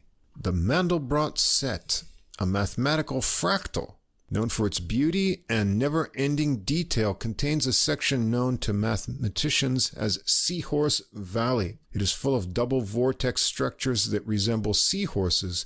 A double vortex can also represent synchronicity between the activities of the pineal gland and the hippocampus, a gland in the brain that shares its name with the seahorse genus. All right. What do you think this guy would be like to hang out with? I'm not sure. Is this what he talks about? Like if we go out like one night drinking or something? I haven't had album notes this fun since the Spiral Trio. Right. We kind of rewrote those, yeah. So this one really swings over walking bass and dancing cymbals from Alexander. The melody seems to be a 34-measure construction that has repeating figures that catch your ear. Maybe those are the double vortexes that keep coming to scoop you up. We hear it twice, and then has some interesting syncopated sections and a fourth measure that seems to only have 2 beats when it comes around. I don't know what's going on with the meters here. Miller's piano solo has a mix of smooth swinging lines and fun, choppy, syncopated 2-hand figures with uplifting melodies. And Lepore has a busy bass solo with interesting melodic ideas and pauses in there. He keeps a ringing tone in the middle and upper registers. They take it through the melody another couple times and give it a unique ending with a dreamy halftime feeling vamp of a chord pattern with pulsing bass and gentle piano lines from Miller. Track 5, Zep-Tepi. Here's the key for this one. Fill me in, because I don't know this one either. The Turin Royal Canon is an ancient hieratic papyrus that contains the most comprehensive list of the reigns of early Egyptian rulers that we know today. In ancient Egyptian culture, the primordial time of the golden age before creation was known as Zep-Tepi. Well, this one starts out with an intro of 14 measures of forceful forward syncopated motion of piano chords and figures set over undulating bass and left-hand piano lines. It settles into more of a groove with a 16-measure melody section, and then a section with drum clicks and some kind of Egyptian-like modal patterns in the bass and chords that take on 5 and then kind of 6-beat feels. Miller's improvisation has a lot of interesting harmonic navigation, starting from sunny major ideas and weaving through a lot of modal changes. And Alexander gets an energetic drum solo. Piano and bass return with some rhythmic grooving to some more modal fun over 5-beat bass ostinato grooves. We hear the original melody section again through the other sections and some space for final fills from Alexander to the end. Yeah, the next track, I actually know what this is. The Ennead. So it's a group of 9 deities worshipped in the ancient Egyptian city of Heliopolis. And he says, in this piece, I set out to create a synergy between 2 triads of the hexatonic scale, a nod to the concept of 3 to the power of 2, which equals 9 in mathematics. Right. So hexatonic scale, a scale of 6 pitches, right, per octave. So you could get different kinds of scales like that, I guess. Whole tone scale, augmented scale, the blues scale even, and I think there's something like a Prometheus scale too, right? So they'll all be 6-note scales. Well, Miller switches to the Rhodes for this tune, and it's swinging and speedy with walking bass from Lepore. The melody is a repeating 16-bar structure that's bluesy, but once Miller starts soloing, then it switches to follow a 12-bar blues cycle. And Miller's lines swing hard with lots of melodic ideas and little spots of harmonic tension, really getting the charm out of the Rhodes sound. Lepore gets a walking bass solo over tight fills and hits from Alexander, and then 2 more runs through the melody close it out. Track 7, not Rubik, but Lubic's Cube, Lubicz. And this is French Egyptologist and mystic R.A. Schwaller de Lubitz, who spent 12 years visiting and studying the architecture of the Luxor Temple, culminating in his 1949 book, The Temple in Man. He uncovered many secrets about our spiritual anatomy hidden within the temple's design. The meter here is 7, this tune, which reflects the number of primary chakras in the human body. So the 7th tune in a 7-beat meter. This is a lot to remember. This is another example of, we had 4 weeks in a row, we had a 7/8 tune. And we've skipped 2 weeks. Well, here's another one. And now we're back. That always gives you that pushing ahead feel. But this one kind of counts as 3 weeks of 7/8 too. It's just because of the symbolism of the 7. Yeah, so we've got the unique 7-beat meter, sunny chords and rising piano figures that make a hopeful mood. The melody has an 8-measure main section, a 4-bar contrasting section, and then we hear the first section again, followed by another contrasting section. It seems to be like 6 measures that goes into a bass solo from Lepore. And then Miller's solo is rhythmic and melodic, keeping the sunny mood, nice accents and hits from Alexander behind his lines. And we hear the melody again, and then a happy 2-chord major vamp for some final pretty piano lines. Track 8, Rise, Tide, Rise. The notes say this is an instrumental version of a piece Miller wrote with original lyrics that relate to his experience battling the tides of schizoaffective bipolar disorder. So rising positive tides then of increased vitality, productivity, and happiness. So I guess it's hoping for waves of positivity in your life. We could use some of those. Hoping for that, yeah. Alexander starts it out with a speedy drum fill. The melody has a constant forward syncopated push with sections of bass and left-hand piano lines taking the lead in spots. Lepore is first up for a bass solo with aggressive attacks and building melodic ideas. Miller's solo on this one is contrastingly more relaxed in approach in his phrasing, having fun with stretching rhythmic feels, and then some more percussive ideas. They go through the melody again with some extended rhythmic vamping at the end. And we're going to end up with Unjaded Hero, track 9. This one is an instrumental version of a composition that originally included lyrics about an unidentified female superhero's consistency in displaying her prowess. Her most notable trait is not her heroism, but the persistent and reliable way in which she applies it without becoming jaded. The snaky and angular harmonic movement and forward pulsing melody attempt to capture this quality. That's what the notes say. How not to become jaded. I think it's too late for us, Mike. Well, I guess you do a podcast every week and you just sort of... You would think that would lead right to jadedness, but not yet. We're having fun. Digging this. Yeah. 3 years in. Wow. I like to think that we're a positive force in the world, the Adult Music Podcast. Bringing happiness to everyone. Yeah, that's right. I don't know. On this track, I noticed a difference in sound quality. I don't know if you noticed this or not. The tone of the piano is different right away, and then the bass sounds really different. So I don't know if this was recorded in a different location or not. It's a 6/8 tune with a 10-measure intro. Miller starts it out, and the bass and drums join in from the 5th measure. I wasn't quite sure where the melody ends and Miller's improvisations begin here. I'm not sure. It just kind of flows into each other. The harmonic movement is angular as described, with interesting modal changes. Lepore has been pumping some rhythmic bass and cool ostinato figures, and he takes one of those figures into his bass solo, and he sounds much woodier on this track in tone and working more in the lower register with ringing interval ideas. He gets a groove going with some more repeated figures for Alexander to start getting worked up into a solo. The cymbal sounds really swell behind him. The tones are interesting. And Miller returns with some more intense modal piano, and Lepore takes it out with ostinato and intervals with some final cymbals from Alexander. And that's it. Complex and interesting original tunes that will take a while to get to the heart of, but the common point here is rhythmic intensity that pulses through all the tunes. Miller has unique ways of using harmony in his compositions that make for interesting structures to solo on. His solos are exciting with well-developed melodic ideas. The trio's interaction is tight with energy-charged drums from Alexander and cool bass grooves from Lepore, and solo spots from both to show creativity.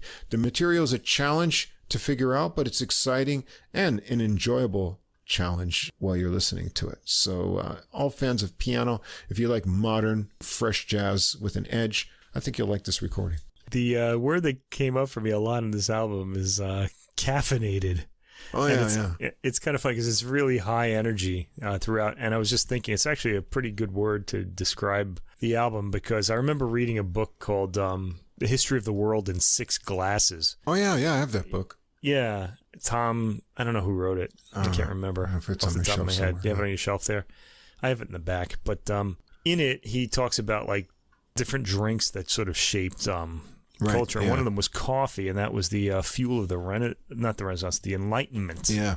So people would hang out in coffee shops and put across their new ideas. And as you were explaining each of these tracks and what they were about and what the inspiration was, I was thinking, this would be the kind of thing we would hear in one of those coffee shops, for someone who was drinking a lot of coffee and was highly caffeinated. I wonder if Miller himself is a heavy coffee drinker. Anyway, the album is very high energy. And I found Ben Miller's solos to be highly inventive. His approach to the piano is a bit out of the ordinary and really riveting. He doesn't really go into traditional piano solos. He'll keep the solo edgy and he has a lot of odd excursions into harmonic territory you wouldn't expect, and sometimes within a single phrase. I heard this in Zep-Tepi. I should have recorded the time. And the rhythm section is aggressive and hard-hitting, too. And the bass solos are always, like, super high energy. I actually said that the bass player is the Black Rifle Coffee of bassists. It's kind of like a double the caffeine or something like that. It's like a private company in the U.S. that makes coffee. I like hearing him, though. I mean, oddly, hearing the bass playing on this album made me feel younger. Oh. I don't know why. It was just kind of maybe because he was so, just so energetic, and the melody, it just kind of, I don't know. I think he kind of like de-aged me with his energy or something like that. It was pretty amazing. I warmed to this album more as it went on. At the beginning, I was like, "Oh man, this is going to be really rough going," but it wasn't really. It was a bit of a challenge because it's so hard hitting. But I really warmed to it as it went on, and I think listeners will too. The grooves are pretty funky. There's quite a bit of intellect in the complex chord patterns and the solos over them. So highly engaging and, kind of unique. I don't want to call it a challenge. It's really not. It's exciting and different and something just unexpected, let's say. I want to encourage you to hear it, everybody. Give it a listen. I wouldn't mind having a CD of this album just so I could have the booklet notes, because they sounded really interesting. When I was, finally got down to the limited time I had to take notes on this, I thought, oh man, I would need another day. I really like to do just one album a day so I can take as much time as I need. And because there's a lot going on here. And I would have liked to have repeated certain sections to pick out more harmonic ideas and also the structures, because there's kind of unique things going on. When I do the podcast too, like when we're listening to these albums, the quality of listening when I'm doing it for the podcast is far more intense than I normally listen to music with, because I'll just have it on and I'll pay attention to it. I'll listen to it, but it won't be trying to identify things and stuff. I'll just be hearing it and enjoying it, Definitely a young pianist, lots of creativity and energy to be on the lookout for. Ben Miller.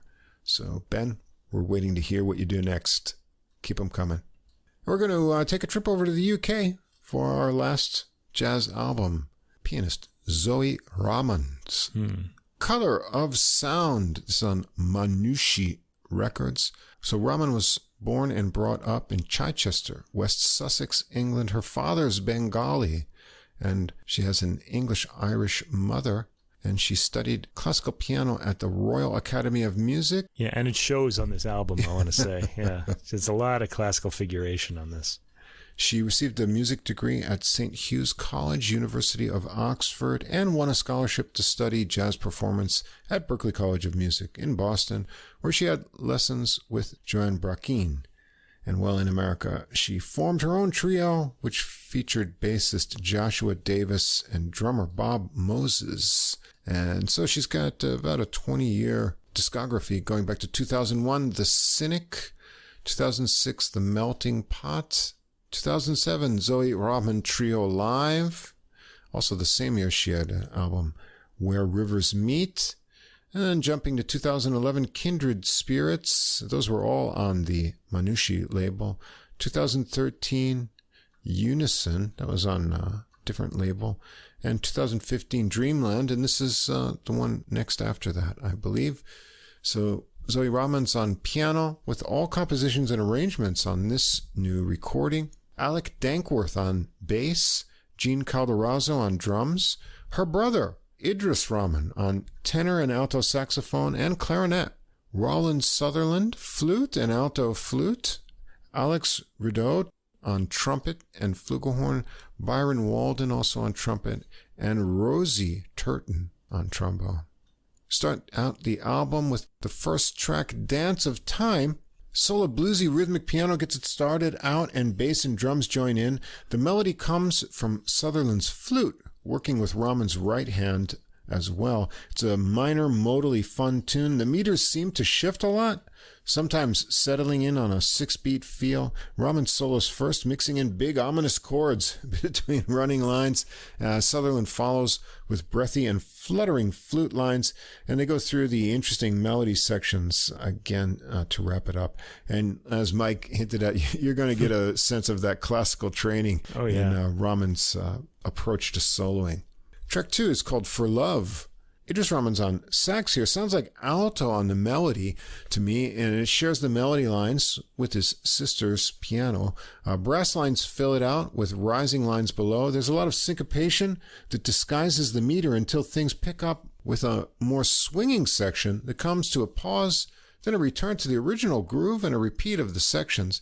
And Idris Rahman gets a gutsy tenor sax solo then over the original slow feel that comes back again. He gets into some high cries and then takes it down low before things shift into the faster swing feel again for Zoe to get a piano solo.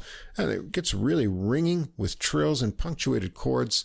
The horns have backing lines behind her and then return to the melody sections. It vamps with more tenor sax and some bluesy piano licks to close it out. Track 3 is called Little Ones. A soft solo piano starts this ballad out, and Idris Rahman takes the lead on a rising clarinet line that really swells through this melody. It ebbs and flows, picking up motion in spots. Calderazzo's drum gets more subdivisions and skittering things going on underneath, and Dankworth has a longing and ringing bass solo here, with Rahman's rippling piano solo after that has some interesting harmonic tensions in it. The clarinet returns with a final swelling melody and a soft ending. Track 4 is called Sweet Jasmine. This one has a kind of 8-beat feel with a funky drum subdivision idea going on under it. The melody lines have a blend of harmonized flute and trumpet lines. Sounds like alto flute. They're really kind of rich tone to it. And Rahman has a cool left-hand piano figures and bluesy fills underneath. A rhythmic and punchy piano solo on this one, getting into a groove along the way with some descending lines and rolling figures. I think this one is Byron Wallen on trumpet here with a solo. He's got kind of expanding harmonic ideas into more bluesy licks with soft articulation. The horns get some more melody before they build up the tension to the end with a repeated piano and bass riff that the horns join in on to end it. Track 5 is called Go With The Flow. This is a modal tune with thick lines of flute and flugelhorn. Starts out with a 6/8 groove, but accented lines and syncopation mix up the feel as it moves along. Rahman solos first on piano with rhythmic figures and explosive chords. Dankworth has a rhythmic and bluesy bass solo, and then Alex Rideau gets a flugelhorn solo with some cool modal navigation and smooth lines. They take it through the melody sections with the horns to wrap it up. Track 6 is Roots, a piano opening that gently evolves with minor modes, ripples, and ringing trills. After 2 minutes, Rahman gets a groove going that gets joined by bass and drums with a very straight beat. Dankworth's bass syncs with the evolving left-hand piano lines. After some hypnotic rhythmic grooving, Rahman moves into improvisations, developing into waves of sound covering the whole range of the piano, and then percussive chords. She works up a groove again, chiming out chords, and they groove out to a rhythmic ending.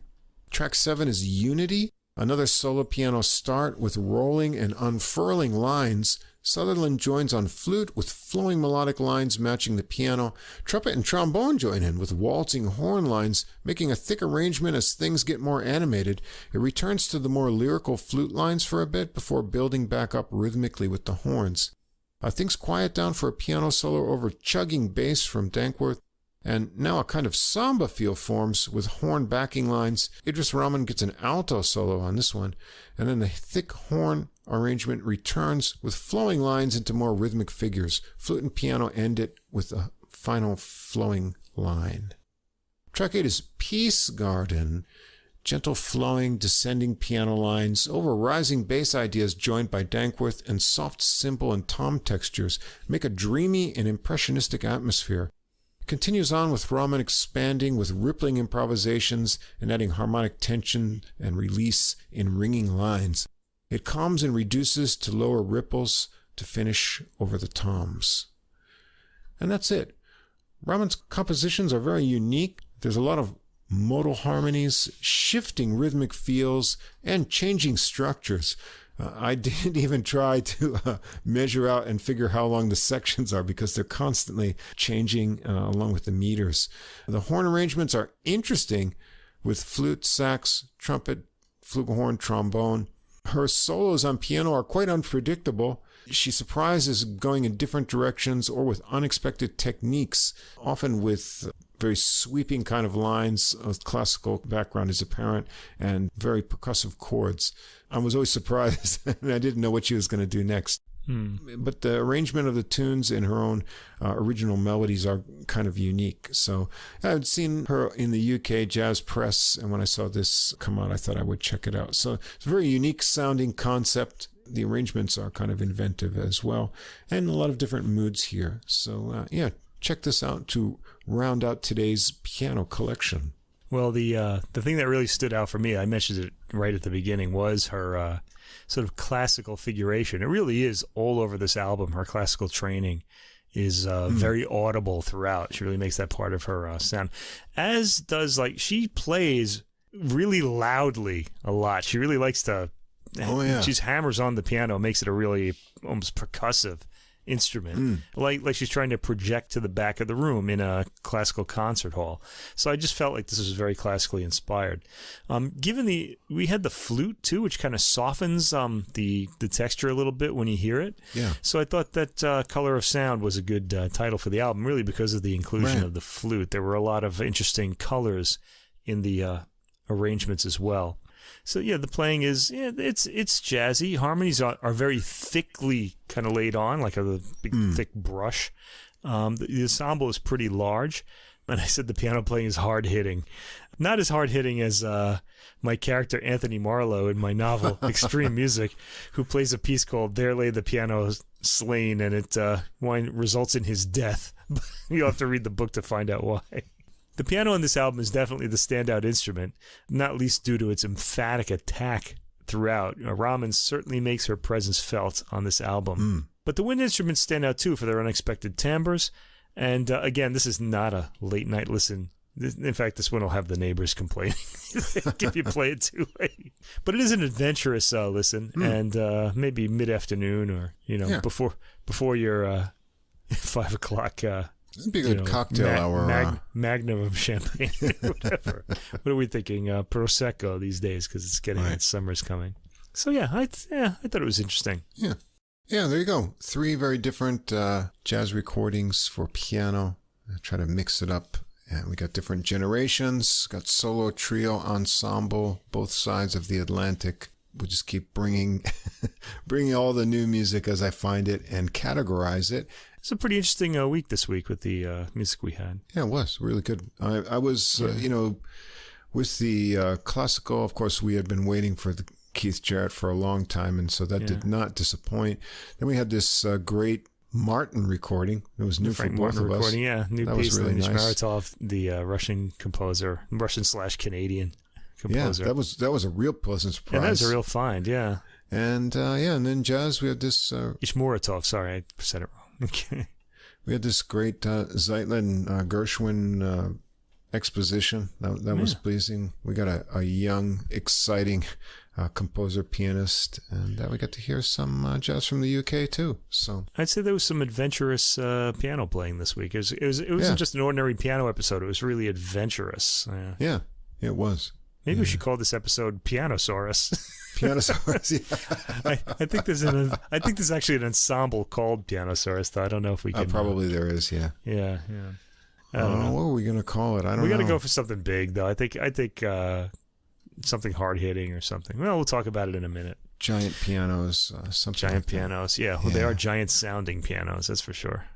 All right, before we go, there's a new, as we were recording the podcast, the news came in that the English singer Jane Birkin died at age 76. Oh. So she was in a movie called Wonderwall. She was kind of like a bit of an icon in the 70s. And she was also hung around with Serge Gainsbourg back in the day when he was around too, the French singer. So farewell, Jane Birkin.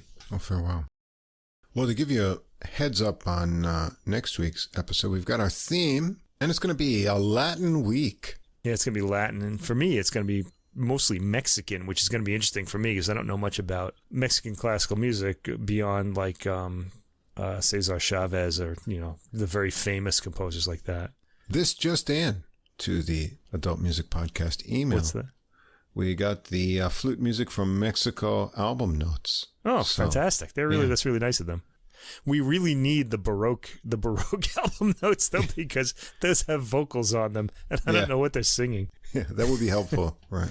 Hopefully they'll get that and send that to us. So, but anyway, thank you, Albany Records, for sending those if you're listening. Yeah, we can use those. Not only Latin, but I thought I had this feeling that I had enough Latin releases on my jazz list, but I was able to narrow it down to an even smaller subcategory. It's all Latin trombone next week. Wow. In jazz. Boy. So there you go. It's going to be some pretty unique Latin week, I think next week. Yeah. It's not just going to be ordinary Latin jazz. It's going to be trombones. So if you want to know what those recordings are, all the Latin music for next week, you can find the playlist for next week. That'll be up on Deezer a couple hours after this episode is released, and I'll also have a link to it on our Facebook site. So definitely come over and follow us there.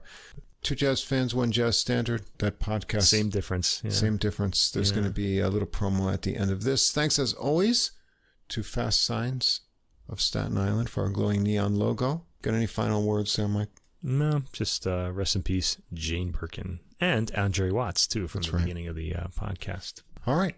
Looking forward to getting some Latin grooves going for next week, episode 124. So until then, keep listening. Check out that playlist early, and we'll see you again next week for a new episode. Same difference. Two Jazz Fans, One Jazz Standard. A review of a single jazz standard through music, history, and stories. And this is AJ. And this is Johnny. If you are a jazz fan and you like jazz standards, bebop, show tunes, ballads, you name it. Yeah, we've got them here. We drop a new show on you every other week, and we take a standard and we listen to a few different versions of it. Same difference. Come join the fun. Looking forward to seeing you.